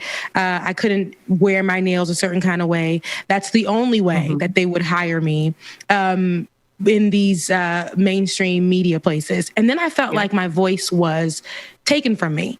I couldn't really speak on certain issues because it would come off in a way that was biased, right? And we're supposed to be unbiased. But how can I, as a Black woman, not discuss this issue happening to Black women in a way that people can relate to? And then when I went off and separated and got into this politics world, I was able to use my voice a little bit more. But even in that world, it was in independent media as well. It was almost structured where they wanted me to just discuss Trump and not Colin Kaepernick. And then I had to make sure I got to push that to the side. I had to sacrifice as well. So hearing your story, it's so funny because your story is my story and a lot of other Black and brown girls' story when it comes to mainstream media. When you're working as an independent journalist, and kudos to you, you're doing a really, really good job. Really good job. But now you're working as an independent journalist. How does it feel? What's the difference? Were you able to do the stories that you wanted to do in mainstream media? Like when you pitched them, when they had something to do with race or social issues? How was your voice different from the mainstream media to you now being an independent world? Yeah, when I was in mainstream media, there definitely were challenges. I definitely had times where I felt like my voice was being silenced. And an example of that, I was covering an officer-involved shooting. In this incident, the man actually didn't die. He was injured and arrested. And so, number one, you can't refer to him as a victim, which I didn't agree with, but that is the way that they wanted to present the story. And when you talk about narrative and the impact that that has, by not being able to call someone who has been shot a victim, removes a sense of empathy already from the story. In addition to that, I was immediately instructed to go and find that man's criminal history. And so when you're in media, you do want to be balanced. You do want to be unbiased. So I said, okay, if that's my assignment, if that's what I have to do, I'm also going to go and find the complaints that have been filed against that officer. There were 12 pages of complaints. 4 of them were racial profiling specifically. I had a Black officer who was on the force who pulled me aside when nobody was looking, shook my hand and thanked me for telling this story. I had a veteran who had been on the force and worked with that guy previously, who, also reached out and said, yeah, this guy is racist. And so, in addition to that, they didn't even let me put that in the report. And so I couldn't understand how you want me to go ahead and tell this guy's criminal history. And here we have all of this evidence that has been vetted and backed by so many sources that this cop is racist, but we can't include that.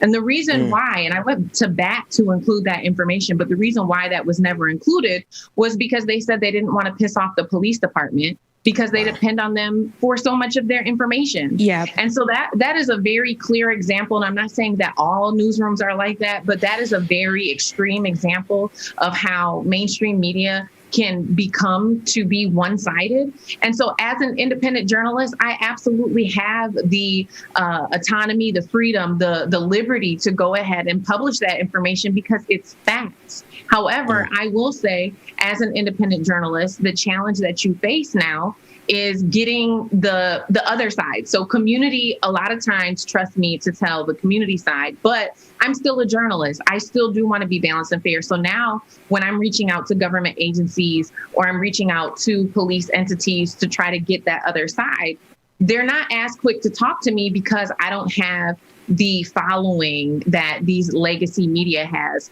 Luckily, I do have a network here in this community. And so I have had some success with that here locally, but abroad, it is a challenge. Yeah.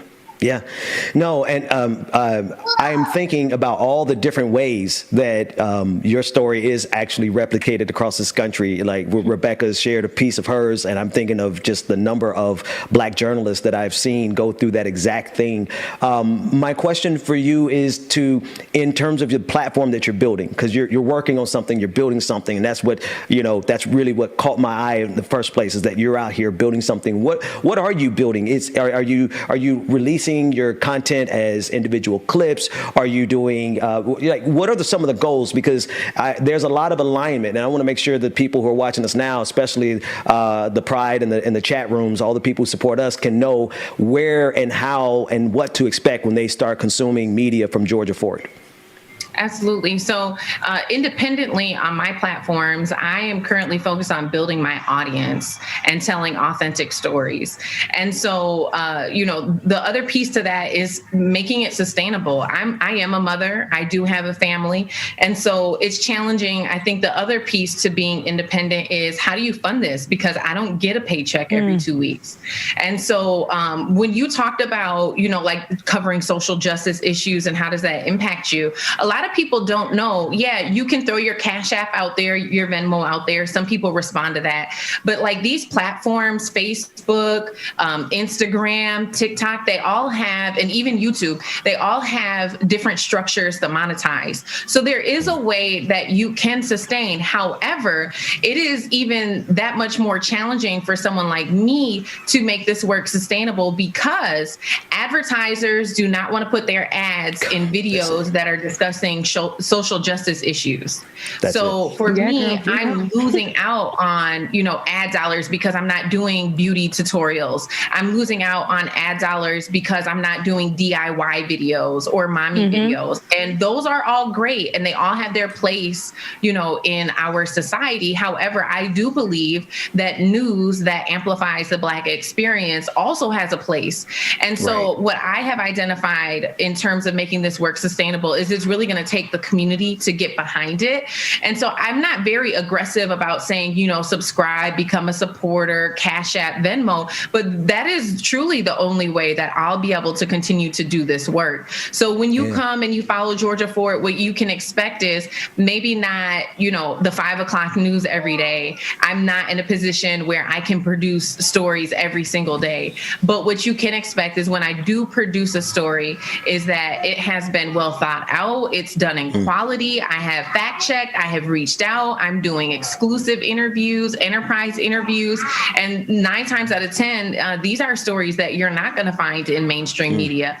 One of the last stories I did published some footage of a police officer joking with an unarmed Black man about a murder in progress. And it was disgusting and it was disheartening to hear that type of sentiment just made light of. And the young man who this happened to actually did an interview with me and he said it very well. He said, "This is a mockery of all the Black people who have been killed by police. And there has been no discipline for that officer." And to me, actions, they do start out as words. And so if police in the state of Minnesota, after seeing what happened to George Floyd, are not going to crack down and put their foot on these officers' necks when they're out of line, we're going to continue to have more George Floyds in this country. And so that actually, even after putting that story out there, it did force the Brooklyn Park Police Department to issue a statement about it. But mainstream media never picked that story up. And if you ask me, I do think even still today that is a very important story that needs to be discussed as we're approaching the George Floyd trial in 14 days. Outside of that, more recently, I have been doing a lot of coverage around like the homeless encampments, the evictions. When you turn on mainstream media, you hear the mayor talking about their plan to, attack homelessness. You hear the governor, you hear all of these government officials, but how often are you seeing mainstream media go out to where these tents are and talking to those people themselves and verifying the information? Because the mayor and the city officials, they make it sound great. Oh, we're offering all of these things. We're giving them a room. We're giving them this. We're doing all of these things. But that is not the same narrative that you hear from the people who are actually homeless and in Minnesota living in below zero temperatures. And so I have done extensive coverage on that is not seen anywhere else. So that is what you can expect when you follow me. And last thing, I'll wrap this up quick, is I just launched my company, Black Press. And so I do identify that our community is not a monolith. I don't think that I can tell all of our stories by myself.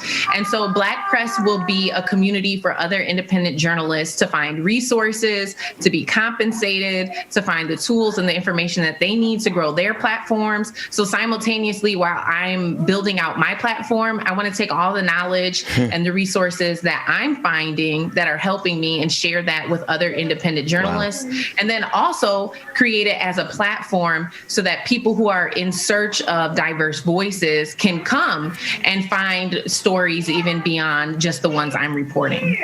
Wow. Georgia, that is amazing. Your whole story, like I said, is something that we all share. Black women who have come from mainstream media, who've had to walk away from it, not by choice sometimes, but we had to make a way for ourselves. And to fund that, it's been difficult, even in this space right now, with me being on this show and us being blessed to bring you on this show. And then you being able to go independent, but also create Black Press to allow other voices, because you understand that Black voices is not a monolith. Like you said, it's just not one way. And we can't tell all the stories. There are other people who it's their niche in those areas where they can tell those stories. And I'm very grateful for you doing what you do in this space. And you are a mommy. You can do it all. To whoever who had you before, they lost a really, really good thing, but they don't even know the power that you have now, but what you are about to be. So congratulations to you on that. everybody, and you said that was like blackpress.com. Was that what it was? BLCK, blackpress.com. Yeah. Make sure you guys get to that. I appreciate that very much. You're welcome. And make sure you follow her. And where can they follow you? At Georgia4, at by Georgia4 on all social media platforms, or you can just go to my website, georgia4.com. Georgia4.com. And everybody, I'm assuming you have a YouTube page as well. Yep. And so if we can, one of the producers, would you grab a link to her YouTube page? I want to make sure that we post it in the chat room before the end of today's episode. Everybody go over there and subscribe to Georgia Ford. And we'd love to have you back. If you ever have any story that needs to be amplified, we'll be more than happy to use our platform because we got to squad up in this independent media space, but more specifically, this Black independent media space. We all need each other. So anything we can help along the way, just let us know. We got you, girl. Sounds good. Thank you so much. You all have a wonderful day. You too. You too. You too. A Black officer decided to speak on the insurrection. So Harry Dunn, a Capitol Police who was there on January 6th, gave an interview to ABC News detailing his experience of that day. The interview aired Monday morning on Good Morning America. Dunn is a 13-year veteran in the U.S. Capitol Police Department. Speaking only for himself and not the department, Dunn is the first U.S. Capitol Police officer. Of course, he's going to be a Black man ready to speak. But Dunn is the first U.S. Capitol Police officer to speak publicly about the events of January 6th. Take a look.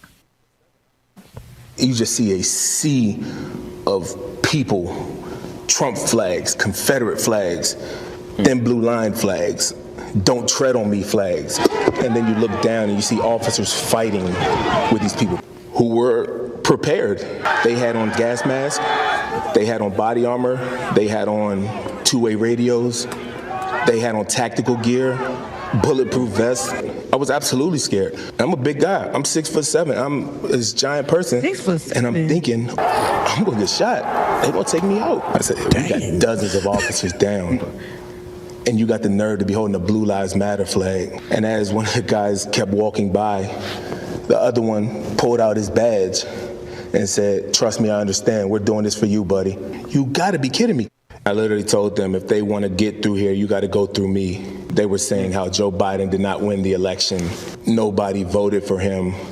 Okay, what about me? I voted for Joe Biden. Does my vote not count? This is when Officer Dunn encountered a couple in the crowd who began hurling the most vile of racial slurs at him. He said, hey, this voted for Joe Biden, guys. Hey, everybody, this voted for Joe Biden. They said, you. So the crowd joined in. Everybody joined in with him. There was a large number of people in that crowd that were racist. We're stopping this steal. According to them, they were doing it for us. According to those terrorists, it wasn't just a mob or a bunch of thugs, you know. They were terrorists. They tried to disrupt this country's democracy. That was their goal. And you know what? Y'all failed. So I said, is this America? What the hell just happened? They beat police officers with Blue Lives Matter flags. They had Confederate flags in the U.S. Capitol. They stormed the Speaker's office. They were trying to assassinate the Vice President in the Capitol. There were dozens of Eugene Goodmans that day. He deserves everything that he's getting. But there were so many Eugene Goodmans that weren't caught on camera that day. And I'm proud to work with them. Wow.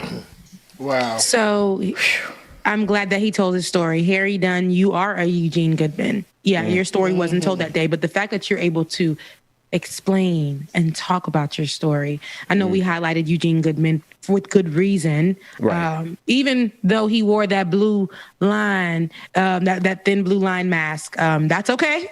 That's okay too. He still saved. He still did the work. That Black man did the work. Yeah. But Harry Dunn, your account of the whole thing, a whole 6'7" man. I knew that was going to catch your attention. 6'7", but you're 6'7". Bring me back on the screen because I knew it. I knew when he said 6'7", I just knew that was going to resonate in somebody's mind on this show. It resonated in mine. Goddamn it! I ain't gonna lie. It shot up in my spirit. It shot up in my spirit. It sizzled right there. But no, this whole 6'7". No, seriously, y'all. This man got a whole foot on me. My God, that's a man. That's a but this whole man, this 6'7" man who is a Capitol Police officer, thought that he was gonna die. Was called the N-word by these terrorists, and he says what I say every day on this show when we're talking about the terrorist attack. These are not just the beautiful name to me, because when you say insurrectionists, people don't really know or understand. It just sounds so polished to me. These people are terrorists. White folks in America understand terrorists because they automatically associate them with people who are Middle Eastern, right? Who are Muslim. Yes. So now it's hard for them to look at themselves in the mirror and call them terrorists. You guys are terrorists. You are terrorists to Harry Dunn, the Capitol Police officer who's there to protect. And all of a sudden, y'all coming in. Harry Dunn understood or didn't know. He wasn't in on what the other Capitol Police officers who were allowing these people to come. He was looking like, where is my help? Why am I think I'm going to die right now. Where are my people? Where is my protection? Where is my crew? Right. And they left him for dead because they were assisting these terrorists. And these other police officers who allowed it and were complicit are domestic terrorists as well. This is what we're looking at. And hearing the account coming from the police officer himself is chilling, right? We've heard it from the Congress people who were in there, everybody who, was working there. We've heard it from the other side of people who are on the outside. But listening to it from a police officer, it's a different story. That man thought he wasn't going to make it that day. And the crazy thing about it, the wild thing about this whole situation is that you still have this disingenuous effort, right? They are doing their very best to try to rewrite what the 6th was about. When I say they, I mean conservatives. They're literally convincing their supporters that it had nothing to do with Donald Trump.